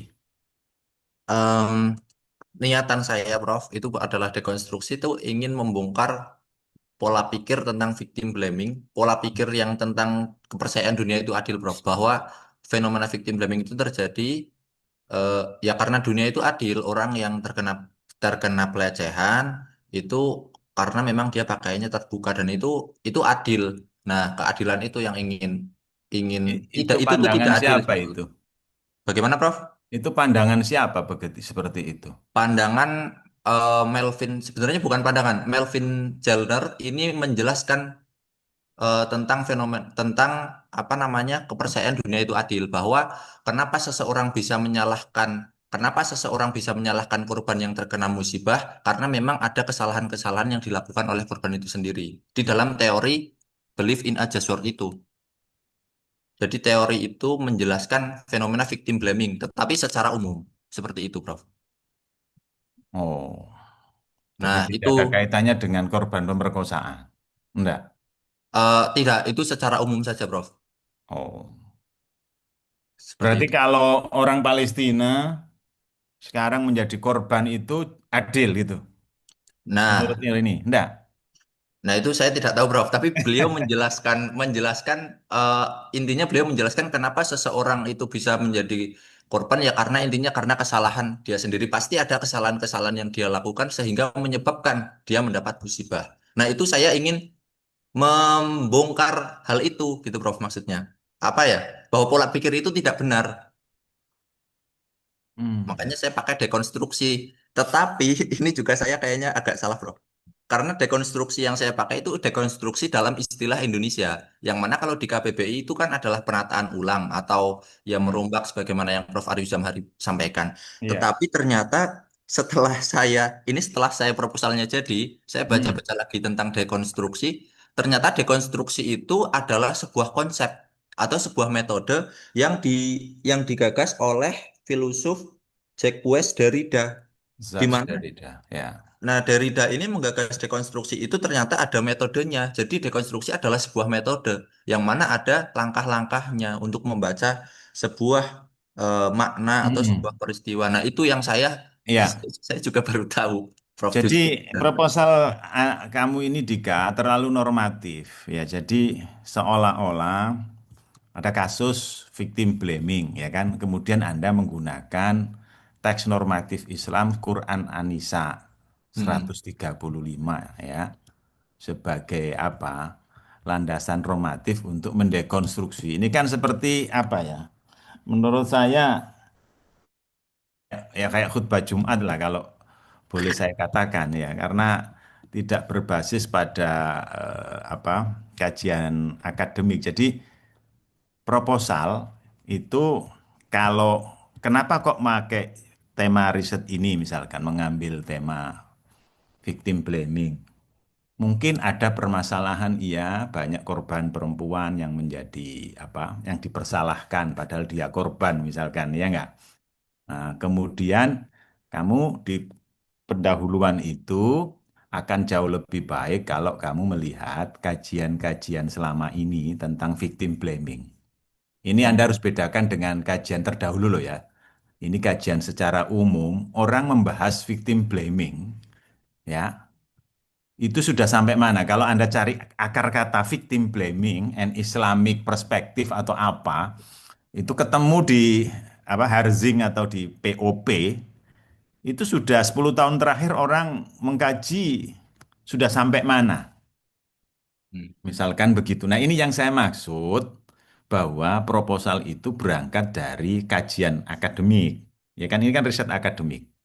Ya boleh Anda menggunakan perspektif Quran Anisa lah atau apa atau Quran, but you need to mention previous studies in secara global ya. Jadi 10 tahun terakhir orang ngomong victim blaming khususnya dalam kasus apa raping pemerkosaan itu sudah sampai mana. Dan yang selanjutnya Anda lihat kekurangan-kekurangan kajian itu, ya, mengapa orang mengkaji ini, kekurangannya apa, ya. Jadi bisa saja itu ada 50 artikel sebelumnya gitu ya. Tapi Anda kelompokkan tidak nanti seperti kajian apa tuh? Kajian terdahulu, riset Dahulu. terdahulunya. Tapi itu jadi landasan Dika untuk meneliti tema ini, ya kan? Oh, mungkin jarang orang yang meneliti tentang apa dekonstruksi apa tadi yang saya usulkan tadi, dekonstruksi kekerasan apa tadi? Fenomena victim blaming dalam kekerasan seksual. Ya, orang jarang itu tafsir gender atas Quran apa sih misalkan ya. Belum ada orang yang mengkaji itu. Atau belum ada orang yang Dan, mengkaitkan konsep dan, keadilan dan Islam terkait dengan kritik apa eh, eh, victim blaming, misalkan begitu. Jadi konsep keadilan kan ini yang tadi kan yang Anda angkat sebetulnya kan ya. ya Prof. Nah, itu yang saya maksud bahwa di latar belakang itu tidak normatif. Misalkan seharusnya, ya, hendaknya itu bahasa-bahasa normatif misalkan. Tapi saya kira di tempatmu tidak ada. Cuma begitu jumping dengan surat An-Nisa tadi langsung ya apa relevansinya ya ini eh, apa dalam konteks inilah hadir sebagai salah satu teks normatif Islam yang paling relevan misalkan. Ya, mungkin untuk ngomong seperti itu, Anda mungkin bisa merubah kalimatnya, misalkan menjadi eh, bagaimana, misalkan Quran An-Nisa, ayat Al-Quran ini melihat fenomena victim blaming. Nah, itu yang itu lebih akademik bahasanya ketimbang tadi ya relevansinya sebagai rangka normatif juga diperkuat. Nah, gitu-gitu. Ya mungkin konsep keadilan secara umum mungkin ya. Saya mohon maaf saya nggak adil. Cuman ini agak sulit ya riset model seperti ini. Kenapa kamu satu sisi mau melakukan dekonstruksi ya, eh, nanti itu munculnya sebagai apa ya? Apa istilah saya itu ya? Ya menawarkan ayat untuk konteks victim blaming begitu judulnya Ya, nanti itu. ya Nah, Prof. living, kalau living ini karena ayat-ayat tentang victim blaming itu nggak ada masalahnya, ya nggak? Iya Prof. Itu masalahnya memang Ya, itu. jadi ayat mungkin tentang keadilan, ayat-ayat normatif universal, nilai-nilai universal umum, ya nggak paling ya. Iya, Perlakukan apa secara adil, itu kan umum, ya iya nggak? Prof. Iya Prof. Nah, victim blaming itu karena diperlakukan tidak adil sebagai korban kok sudah disalahkan kan begitu. Ya, Nah, di sini memang eh apa ya, cara riset-riset tema-tema Al-Qur'an memang kalau tidak pure tentang kajian kritis ayat-ayat tertentu ya, kalau mengkaitkan dengan kasus-kasus baru kemudian dengan ayat Al-Qur'an, itu kemungkinan yang terjadi adalah ya tadi ya kita apa ya akhirnya menjadi penjelasan normatif ya kan terhadap ayat itu. hmm. Kecuali kalau kasus yang kamu angkat itu memang ada ayatnya. Iya, Nah, misalkan itu. hubungan laki perempuan itu kan Nah, atau kepemimpinan itu kan ada ayatnya. Nah, itu baru bisa. Nah, kalau fenomena victim blaming ini yang pas memang tadi saya jelaskan dari perspektif hukum Islam fikih itu ada itu ayat-ayat apa pembahasan tentang dalam kasus apa misalkan bagaimana misalkan perempuan melaporkan atas peristiwa yang menimpa dirinya pemerkosaan itu dan bagaimana hukum merespon, fikih merespon itu misalkan. Ada yang apa namanya, harus ada bukti, misalkan ada pendarahan, ada pemaksaan, begitu kan? Harus ada saksi 4 orang, kan? Tapi kan tidak mungkin saksi gitu kan? 4 orang saat berhubungan itu kan tidak mungkin. Ya mungkin nanti ditambahkan ada analisis medis gitu kan ya. Nah itu di dalam hukum Islam ada begitu. Nah ini ya cara Anda mendapatkan data misalkan. Gimana coba Mas Dika? Cara mendapatkan data ini gimana? Datanya dari mana? Anda tadi kan penelitian library research ya. Ya, Prof. Kalau victim blamingnya dari mana misalkan? eh Kalau misalnya untuk penjelasan apa namanya? Itu di bab berapa misalkan tentang victim blaming? Anda tadi ada pembahasan di mana itu victim blaming? Kalau victim blaming yang secara umum, yang di teorinya itu di bab 2, Prof. Tapi Ya, untuk victim blaming dalam kekerasan seksual, kasus per kasus. fenomenanya, ya itu di bab 3. Itu saya nanti ngangkat paling fenomena-fenomena yang ada di Indonesia. Online. Nah, ya seperti yang saya kutip-kutip di itu, Prof, di latar belakang. Nah, itu Mm-mm. sebenarnya banyak kasus, cuman yang jadi masalah data victim blaming kan tidak ada. Maksudnya orang yang terkena victim blaming kan tidak ada datanya, tetapi Iya. ada banyak berita-berita tentang kejadian tersebut. Nah, makanya saya paling bisanya mengutip mengutip hanya contoh-contohnya itu karena memang tidak ada datanya seperti itu, Prof. Mhm. Kalau kalau yang ayatnya memang sebenarnya masalah utamanya itu, Prof. Masalah utamanya karena Iya, saya karena juga sudah saya juga sudah tahu kalau memang ayatnya itu tidak tentang itu iya dan enggak pasti ada akan menjadi sebetulnya. Iya, iya. eh, masalah, tapi karena saya berpikirnya adalah tentang keadilannya itu. Saya berpikir kalau saya menawarkan penelitian seperti ini, kira-kira apakah masuk atau tidak. Walaupun saya sadar, jangan-jangan tidak ada penelitian tentang ini karena memang tidak bisa untuk diteliti. Saya Bisa agak kita teliti. agak Iya, iya. sadar itu, Prof, Iya, sebenarnya. Cuman iya, iya. ya saya mencoba saja, mencoba. Yang saya lihat beberapa tentang victim blaming yang dalam perspektif keagamaan itu ya ada yang dari sisi sejarah ya kan, Ya, Prof, psikologi. via sosiologi, kemudian ada dari sisi keagamaan dan sejarah, kemudian dari perspektif perbandingan agama-agama ya kan. Iya, Prof. Dari Hmm, Al-Quran memang belum ada. Makanya, ya, misalkan di sini ada protection of women victim of rape. Titik dua, Islamic and International Legal Perspective, ya kan? Nah, ini mungkin dilihat kasusnya, kasus bagaimana Islam ya memberikan perlindungan terhadap wanita korban kekerasan. Nah, itu kekerasan seks atau apa namanya korban pemerkosaan. hmm, Itu enak nelitinya kan, jelas kan ya. Dari judul itu bagaimana hukum internasional dan Islam melihat ya atau memberikan perlindungan terhadap wanita korban apa pemerkosaan. Nah, victim blaming juga kan ada ini ya. Ini ada tulisannya Kaplan, Belief in Just Word, Religiosity and Victim Blaming. Eh, psikologi ya. iya, Prof. Psikologi agama. Nah, ini memang nggak dikaitkan dengan ayat gitu loh. Iya kan? Iya, memang. Ya, mungkin norma-norma secara umum ya tentang keadilan, mungkin tentang perlindungan. Saya kira masih bisa lah ini ya. Perspektif Quranik perspektif gitu. Nanti kamu lihat ajaran-ajaran Al-Qur'an. Dan lihat juga dasar-dasar yang dipakai oleh ulama-ulama apa fikih berkaitan dengan ini, ya kan? Terhadap korban. Ya.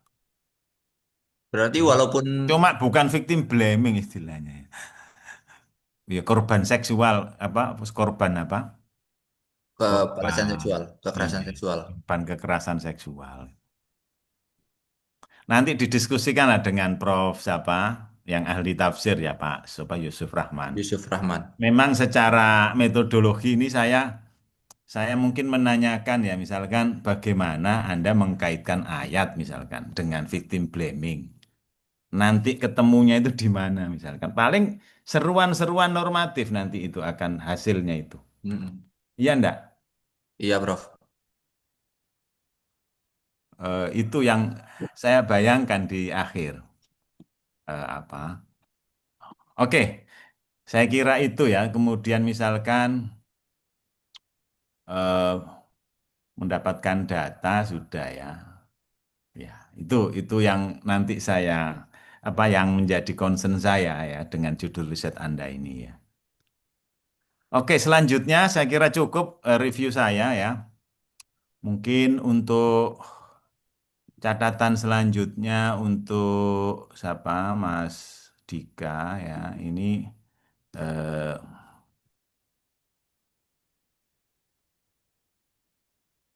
hmm, apalagi ya rumusan masalah.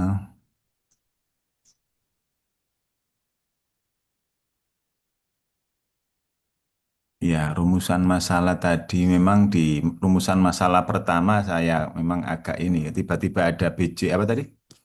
Eh, Oh iya, just, Prof. Itu ya, justice karena di good itu. PP, karena Ya, di PPT saya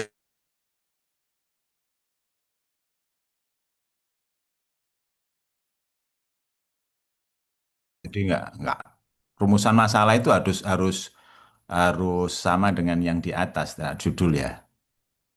Jadi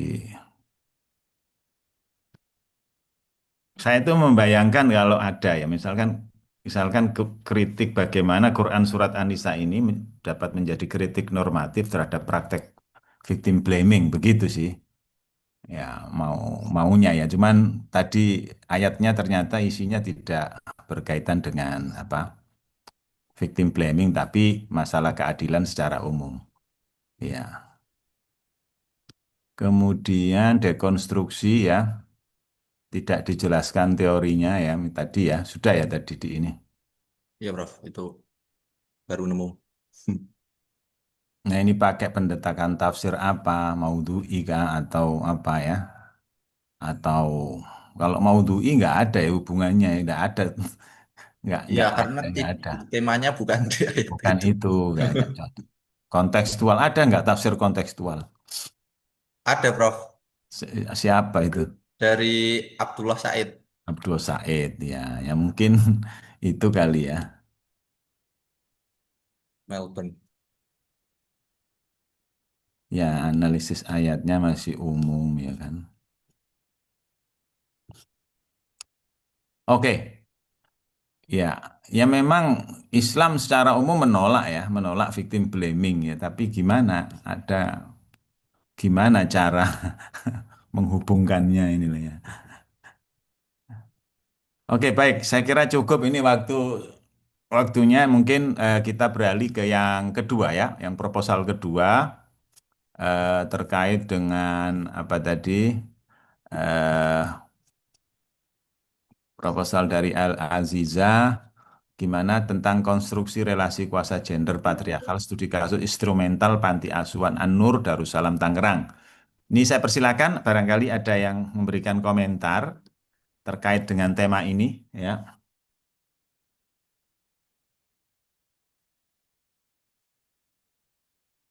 Nah, saya Silakan. izin. Ini tafsir ya, masih tafsir. Kan Prof, Aziza eh, apa? kalau sebenarnya dari S1-nya saya sejarah Prof, cuman ini Sejarah. mau ambil Nah, yang kajian sekarang mau gender kan. ngambil konsentrasi apa? Niatnya mau kajian gender Prof. Gender. Makanya ngambilnya relasi kuasa gender gitu, iya. Oke. Silakan. Yang memiliki kesamaan konsentrasi gender.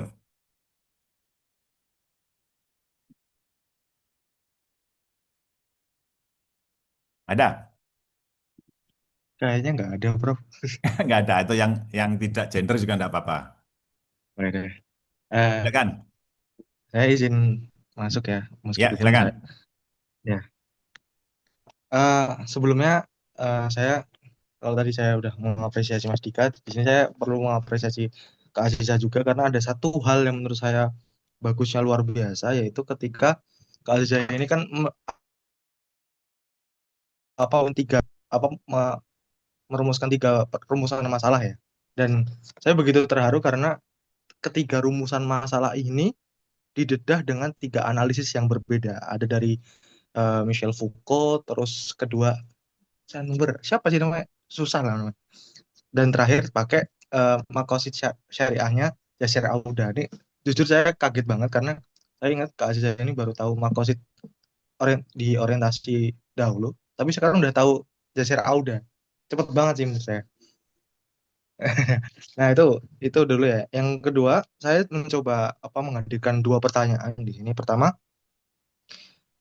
tadi Kak Aziza ini kan mencoba untuk studi lapangan berarti ya ke Panti Asuhan Darussalam itu ya. Nah, nah eh, yang saya pertanyakan pertama adalah apakah akses apakah akses ke pesantren itu atau ke panti asuhan itu diikuti oleh jaminan keamanan di situ. Karena kenapa? Karena saya sedikit mengkhawatirkan takutnya nanti peneliti malah alih-alih mendapatkan datanya malah justru justru menjadi korban gitu. Maksudnya, dan di sini saya coba mengeksplorasi misalkan eh, dari penelitian terdahulu yang sudah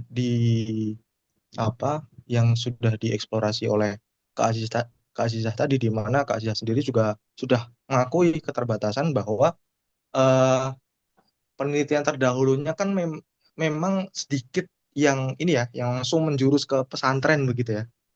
Nah, tapi tetap ada dari sekian banyak keterbatasan itu tetap ada yang menjurus ke keterbatasan ke pesantren. Pertanyaannya, bagaimana peneliti peneliti ini tuh bisa menyusuri khazanah penelitiannya pada pesantren dengan tetap menjamin keamanannya gitu loh. Di sini mungkin saya sedikit khawatir aja tuh. Itu yang pertama. Yang kedua, pada bagian batasan masalah di proposal saya sudah baca bahwa Kak Aziza ini berusaha untuk mendedah teks keagamaan yang sudah mengalami distorsi wacana, ya kan? Nah, pertanyaannya, teks keagamaan ini sependek yang sudah Kak Azizah tahu itu apa saja gitu loh. Apakah itu adalah Al-Quran hadis atau khazanah keagamaan yang lebih dari itu, misalkan khazanah tafsir klasik, fikih klasik, atau seperti apa? Mungkin sekian dari saya. Oke, boleh langsung dijawab ya Pak? Boleh, silakan. Oke. Saya mencoba terima kasih terlebih dahulu pada Kak Zaki atas pertanyaannya. Concern terhadap kasus ini. Coba untuk menjawab pertanyaan yang pertama ya Kak Zaki, apakah akses ke panti asuhan ini akan mendapatkan pendampingan? Saat ini memang sulit untuk mendapatkan akses ke panti asuhan itu sendiri ya Kak Zaki, ya, karena dari jelajah internet yang sudah saya cari, sumber-sumbernya itu memang sangat terbatas untuk langsung membahas tentang panti asuhan ini. Rata-rata berita dari Kapolresnya dapatkan, belum ada yang sampai misalkan ada eh, laporan resmi hasil persidangan segala macam itu belum ada. Jadi saya juga heran kenapa belum ada, kan kasusnya sudah terjadi berapa tahun yang lalu. Tapi untuk akses biar kita bisa melakukan wawancara itu ternyata ada pihak yang memang eh, hadir sebagai, di sini saya kemarin temukan adalah namanya Ibu Dian Despi. Jadi beliau itu adalah pihak pendamping korban. Jadi kalau misalkan kita mau bertemu sang korban ini, kita harus menemui Ibu Dian Despi ini dulu. Jadi ada apa namanya, jalan-jalannya untuk ketemu sang korban. Karena kan kalau untuk mewawancarai, apalagi ini kasusnya pelecehan seksual ya Kak Zakia, itu sedikit bukan sedikit, bahkan rumit kepada untuk berkomunikasi dengan sang korbannya langsung, karena ada apa namanya, trauma psikologis ataupun fisik yang dialami oleh sang korban. Makanya tidak boleh sembarang kita langsung menemui korban terus wawancara, kamu diapain gitu segala macam, itu tidak boleh, harus ada pendampingan. Makanya kalau untuk pertanyaan apakah ada pendampingannya, akan ada pendampingan yang apa namanya, disediakan dari pendamping korban itu sendiri untuk melakukan wawancara seperti itu. Dan yang Berarti, pertanyaan yang kedua, berarti eh, insya Allah penelitiannya aman lah ya. aman, insya Allah. Aman lah gitu. Kecuali kalau Aman aman memang begitu. mau ke pelakunya langsung itu saya belum cari tahu apakah apa namanya bisa melakukan wawancaranya atau seperti apa. Tapi mungkin untuk ke korbannya sudah ada akses yang memungkinkan seperti itu, Kak. Dia untuk ke pertanyaan kedua itu tentang teks agama apa saja yang sebenarnya sudah ditemukan yang didistorsi gitu kan. Itu yang pertama ada tentang ayat yang larangan zina, seperti yang apa latar kubur zina yang Al-Isra 32 itu. Terus tadi malam baru banget saya dapat informasinya itu ternyata pelaku juga mendistorsi wacana yang tentang hapus dosa. Jadi semisalkan ini kayaknya masuknya ke dalam eh, fikih atau hukum Islam atau apa yang terdistorsinya karena dia bilangnya dosa yang dia lakukan malam hari ketika pelaku itu bilangnya dosa yang dia lakukan di malam hari itu akan gugur apabila dia bersedekah di keesokan harinya. Itu yang apa namanya teks keagamaan yang terdistorsi selanjutnya yang saya temukan seperti itu Kak tadi. Baru eh, jadi jatuhnya ada mungkin dua teks keagamaan yang terdistorsi dan ternyata bukan hanya berfokus pada Al-Quran saja, bisa jadi malah mengarah ke hadis ataupun hukum-hukum Islam yang lain seperti itu. Jadi kira-kira teks Mungkin keagamaan yang ada tambahan dari teman-teman lain. oh, Yang apa Kak? oh ya. Berarti teks keagamaan tadi kira-kira perlu dibatasi atau udah yang penting ada aja gitu.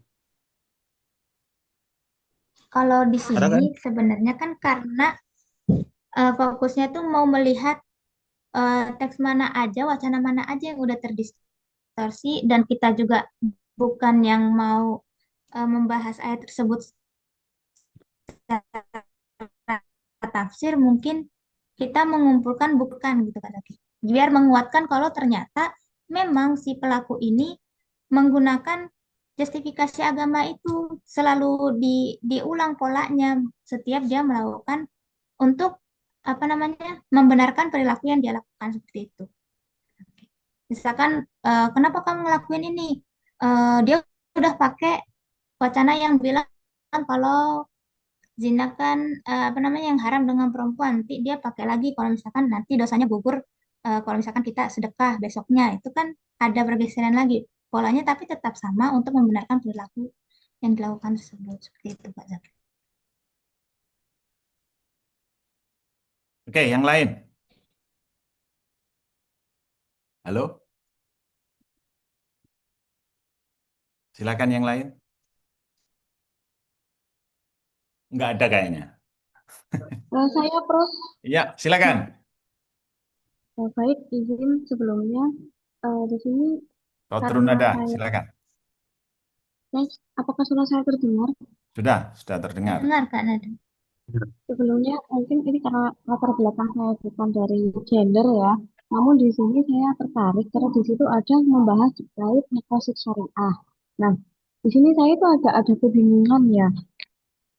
Karena tadi kan dilihat dari rumusan masalah pertama terkait membahas relasi kuasa keagamaan, yang mana dibaca dengan teorinya Michael Foucault. Terus yang kedua terkait eh, persilangan kemiskinan ini, kerentanan struktural dan nilai-nilai makosid syariah. Berarti di sini tadi saya memahaminya ya, correct me if I'm wrong, di situ terkait tadi ingin mengetahui ayat-ayat mana yang terdistorsi keagamaannya, terus juga mengkaji relasi kuasa, dan selanjutnya juga apa namanya terkait makosid syariah. Nah, di situ saya ingin tanyakan, apakah ini tidak terlalu luas untuk teorinya kan terlalu banyak juga. Jadi tujuannya itu tadi kan mengetahui bagaimana terjadinya sebuah distorsi keagamaan itu tadi. Berarti agak ada hubungannya dengan tafsir dong kalau kayak gitu.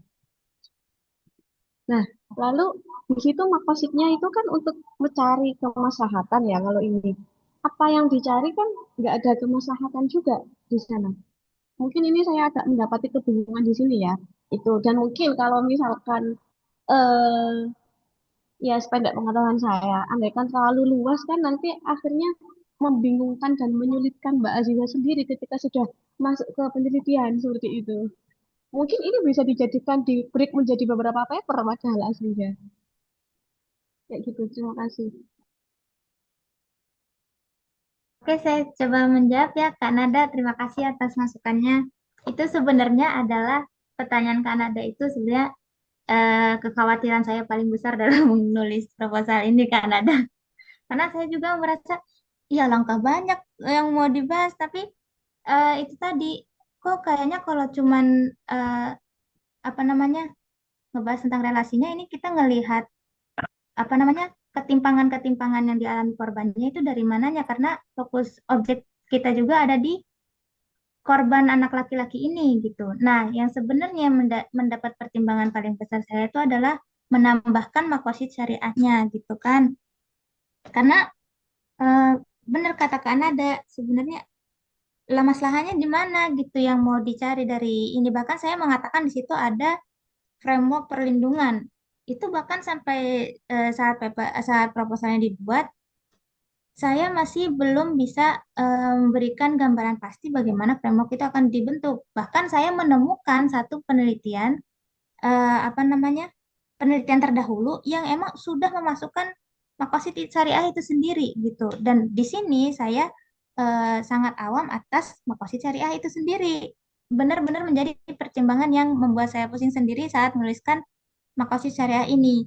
Tapi yang membuat saya tetap memasukkan makosid syariah dalam teori itu karena saya ingin melihat eh, bagian-bagian mana wacana keagamaan yang memang terdistorsi oleh relasi kuasa ini gitu Kak Nada. Jadi mau melihat bagian mananya wacana keagamaan yang terdistorsi dan harus kenapa dikatakan terdistorsi? Karena harusnya seperti ini wacana keagamaan itu dimaknai seperti itu di apa namanya diberitahukan ke masyarakat dipahaminya itu seperti ini. Nah, eh, yang menjadi pertimbangan saya selanjutnya adalah apakah sebenarnya mending makosid syariah itu nggak usah kita jadikan sebagai misalkan apa perlindungan yang komprehensif segala macam, tapi emang cuman untuk melihat nilai-nilai mana yang wacana keagamaan yang terdistorsi seperti itu. Nah, itu nanti sebenarnya mau saya tanyakan kepada eh, Bapak Arif Zamhari sebenarnya pertanyaan Kak Nada ini. Jadi untuk Oke, pertanyaan Kak Nada belum bisa saya jawab ya Kak Nada. Kita oke. tanyakan bersama kepada Profesor Ini Zamhari. saya respon ya, ini waktunya udah mau habis. Saya ada kuliah Iya, lagi Prof. eh, jam 10 nanti. Eh, ini memang saya sepakat dengan penanya pertama, memang ini agak riskan ya, riset ke tempat yang menjadi apa tempat terjadinya proses apa ya kejahatan seksual itu ya, dan data Anda ini data lapangan yang harus meneliti dan mendapatkan data itu dari lapangan, tidak cukup dari online karena ini studi kasus, harus wawancara. Nah, ketika wawancara, maka ada beberapa pihak nanti yang mungkin tersinggung, mungkin karena ini kan studi kasus ya Anda tadi ya. Iya, Prof, benar. Nah, studi kasus itu kan kalau penelitian kualitatif itu kan purposif random sampling. Maksudnya apa? Maksudnya Anda mencari narasumber yang tahu terkait dengan kasus ini, kasus kekerasan seksual di Panti Asuhan An-Nur Darussalam, ya kan? Maka yang ditanya tentunya adalah ya pengelola, ya enggak? Nah, kalau pengelola saya kira Anda akan kesulitan karena dia tidak mau mengungkap peristiwa yang mencoreng nama baik apa namanya pesantren ini satu ya kan ini kendalanya. Yang kedua, kalau Anda perspektif korban, korban ini juga susah-susah gampang untuk mendapatkan data dari korban karena kalau Anda tidak membuat apa letter of consent sebelumnya, etikal apa etik ya masalah etik dulu, norma etik penelitian terlebih dahulu, maka korban tidak akan memberikan informasi apapun. Kecuali Anda misalkan samarkan nanti ya gitu ya, nama Anda disamarkan atau nama Anda tidak disebut nanti dalam penulisan tesis itu ya. Nah, itu dua hal teknis ya yang apa namanya, yang kemungkinan besar akan Anda hadapi di lapangan, ya kan? Karena Anda sebetulnya kan data utamanya di situ, Ya, ya. Prof, betul. Walaupun Anda sudah tahu di situ ada relasi kuasa keagamaan yang digunakan, ya kan? Tapi Anda ingin betul-betul ingin tahu ada nggak eh, konstruksi relasi kuasa keagamaan dalam kasus yang terjadi di panti asuhan ini kan kita kan asumsinya kan kita kan belum tahu ini kan, iya enggak Mbak? Iya, betul, Prof. Mm-mm. Kita enggak tahu bahwa justifikasi yang digunakan oleh pelaku itu sebetulnya justifikasi keagamaan, ya kan? Nah, judul ini tidak jelas karena studi kasus instrumental panti asuhan ini kasus apa gitu kan? Nggak tahu kita kan? Di judulnya ya, Prof, ya, yang Iya, ada di judulnya kan ketidakjelasannya. enggak ada itu ya. Oke. Ini kan kasus pelecehan, ya enggak? Iya, betul, Prof. Nah, Oh iya, ini nggak disebutin tidak ya, Prof, ya. muncul di judul itu studi kasus panti. Ini kalau orang melihat tanpa membaca, oh ini positif ini. Nah, bagaimana relasi kuasa gender patriarkal itu bermain atau ya bermain di wilayah panti asuhan. Mungkin pertanyaannya eh, seperti apa ya relasi kuasa keagamaan atau gender? Halo? Gimana, Prof? Relasi kuasa keagamaan atau gender?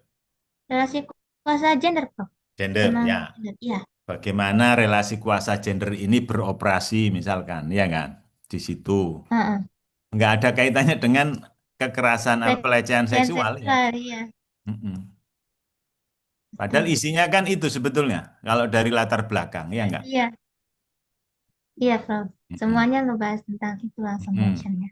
Nah, itu makanya di rumusan masalah, ya, di situ bagaimana relasi keagamaan, bukan relasi gender, ya.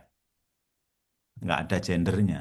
Bagaimana relasi kuasa Iya, keagamaan ya, bekerja. itu Jadi masalah. kalau membuat rumusan Jadi masalah, tidak sejalan dengan judulnya. sebisa mungkin sejalan dengan judul, ya kan? Cuma di judul itu kan nggak ada kekerasan Oke, Prof. seksual. Sementara di rumusan masalah Anda ada kekerasan seksual. Nah ini harus harus sinkron, Seksual. sinkron ya. Iya. Di judul kalau ada kekerasan seksual ya perumusan masalah relasi kuasa gender maka pertanyaannya relasi kuasa gender, bukan relasi kuasa keagama. Pertanyaan ketiga, bagaimana nilai-nilai makosid? Nilai makosid ada nggak di judul? Nggak ada. Iya enggak? Jadi kenapa ditanyakan di sini? Iya, Prof, betul. Nah, kecuali kalau di situ perspektif makosidus syariah jasir auda gitu ya. Cuman saya sarankan kalau Anda menggunakan nilai-nilai makosid dalam judul, ini jangan sampai nanti terjadi cocokologi saja di pembahasan itu ya. Misalkan relasi kuasa ini atau peristiwa ini tidak sesuai dengan nilai makositus syariah, terutama hifdzul apa? Hifdzuddin misalkan, hifdzul akal, tanpa membuat boleh kita menggunakan perspektif makositus syariah dalam riset asal itu diturunkan menjadi indikator-indikator yang detail ya semi kuantitatif gitu loh. Demikian kuantitatif. Bagaimana misalkan praktek ekonomi ini sesuai dengan makosid, indikatornya apa misalkan? Kalau hifdzul mal itu apa hifdzul mal? Jangan disimpulkan di akhir, oh ini cocok dengan prinsip makosidus syariah, terutama hifdzul mal gitu ya. Hifdzul Mm-mm. mal gitu misalkan. Begitu ya Mbak ya. Saya agak Iya, concern Pak, di benar. Karena pencarian kan data. dari Kalau misalkan latar ditambah belakang, kekerasan seksual di apa gitu ya, ada nama jelas panti asuhannya, itu riset di Heeh, lapangannya saya yang agak ya kurang secure Anda iya, di situ nanti. baik, Pak. Boleh jadi nggak bisa dapat data itu. Karena langsung nyebut labelnya ya, Pak. Ya, karena menyebut nama sejak awal ya. Di Oke. pesantren, kecuali Anda tulis pesantren gitu aja. Ya, tanpa menyebut. Nanti penulisan di tesis ya pesantren apa gitu atau apa bukan pesantren, panti asuhan apa inisialnya AN atau apa. Itu Oke. dibolehkan dari tradisi. Dan kalau justru kita menyebut nama, kalau Anda dituntut secara hukum itu malah malah bahaya. Malah kena. Ya, saya dulu di Australia sebelum ke lapangan, saya harus memastikan di komisi etik bahwa karena kan riset dengan manusia itu kan jangan sampai membahayakan yang kita riset. Hmm, Itu prinsipnya. Kalau riset tentang anak, jangan sampai membahayakan benar. eksistensi anak itu ya. Kalau diekspos misalkan di tesis gitu, nanti gimana gitu kan? Eh, Jadi ini kedua proposal ini saya kira kemungkinan masih bisa dilanjut asal tadi memiliki kejelasan Anda mau apa dan apakah untuk mau apa itu memungkinkan atau tidak. Ya, eh, saya kira idenya luar biasa, bagus-bagus ya saya kira ya. Victim blaming, kemudian relasi kuasa gender, ini tema-tema yang universal ya ada dalam pembahasan-pembahasan akademik ya. Nah, hanya saja kita perlu mengangkat sisi akademiknya sama dengan kajian tentang apa tadi relasi kuasa gender ini. Jadi justifikasinya itu harus berbasis akademik. Selain ada masalah di paragraf pertama, juga perlu ada kajian-kajian sebelumnya tentang tema ini sudah sampai mana pembahasan tentang relasi kuasa gender patriarki itu sudah sampai mana di kajian-kajian. Apa kelemahan-kelemahan kajian itu ya dan apa yang ingin Anda isi atau yang tidak diisi oleh yang belum dilakukan itu apa? Nah, itu. Yang sudah dilakukan apa, yang belum apa. Nah, ini yang akan kita teliti. Itu secara umum proposal itu seperti itu. Kok enggak ada Pak yang ngaji sebelumnya? Pasti ada ya. Walaupun tidak persis sama, misalkan tadi tentang victim blaming ya, berkaitan dengan ayat An-Nisa, ya memang nggak ada. Tapi kajian victim blaming kan banyak perspektif, yang seperti yang saya sebutkan, dari hukum, dari apa tadi, Dika, dari psikologi sosial, ya enggak? Dengan mencari akar kata victim blaming, itu akan muncul 10 tahun. Nah, maka di sini yang memungkinkan itu dari jurnal, bukan dari buku-buku teks, ya. Nah, jadi kalau mau riset, cari kata kunci riset apa yang akan kita lakukan, pelajari riset-riset sebelumnya yang belum diriset. Nah, kan kita bisa tahu dari abstrak lah, nggak usah dibaca semuanya dulu lah, abstraknya dulu aja sama kesimpulan ya. Caranya begitu, jangan dibaca dulu seluruh artikel. Nah, kemudian dikelompokkan kalau sudah ketemu, oh ini riset ini dibuat metrik begitu. Ini untuk justifikasi evidence akademik gitu. Baik, Saya kira Pak. itu ya. Ini waktunya sangat terbatas. Saya mohon maaf ya. Mungkin nanti di pertemuan selanjutnya akan saya paparkan cara membuat proposal seperti apa yang justified by academic research, previous academic research seperti apa, pendahuluan, latar belakang seperti apa. Saya kira itu dan kita beri aplaus kepada materi yang hari ini menyampaikan dengan penuh semangat ya dan waduh kencang sekali Roni anehnya dan selamat long holiday ya have a Siap, nice Prof. long Sami-sami. holiday. I hope you enjoy and use your holiday with something useful ya. Oke.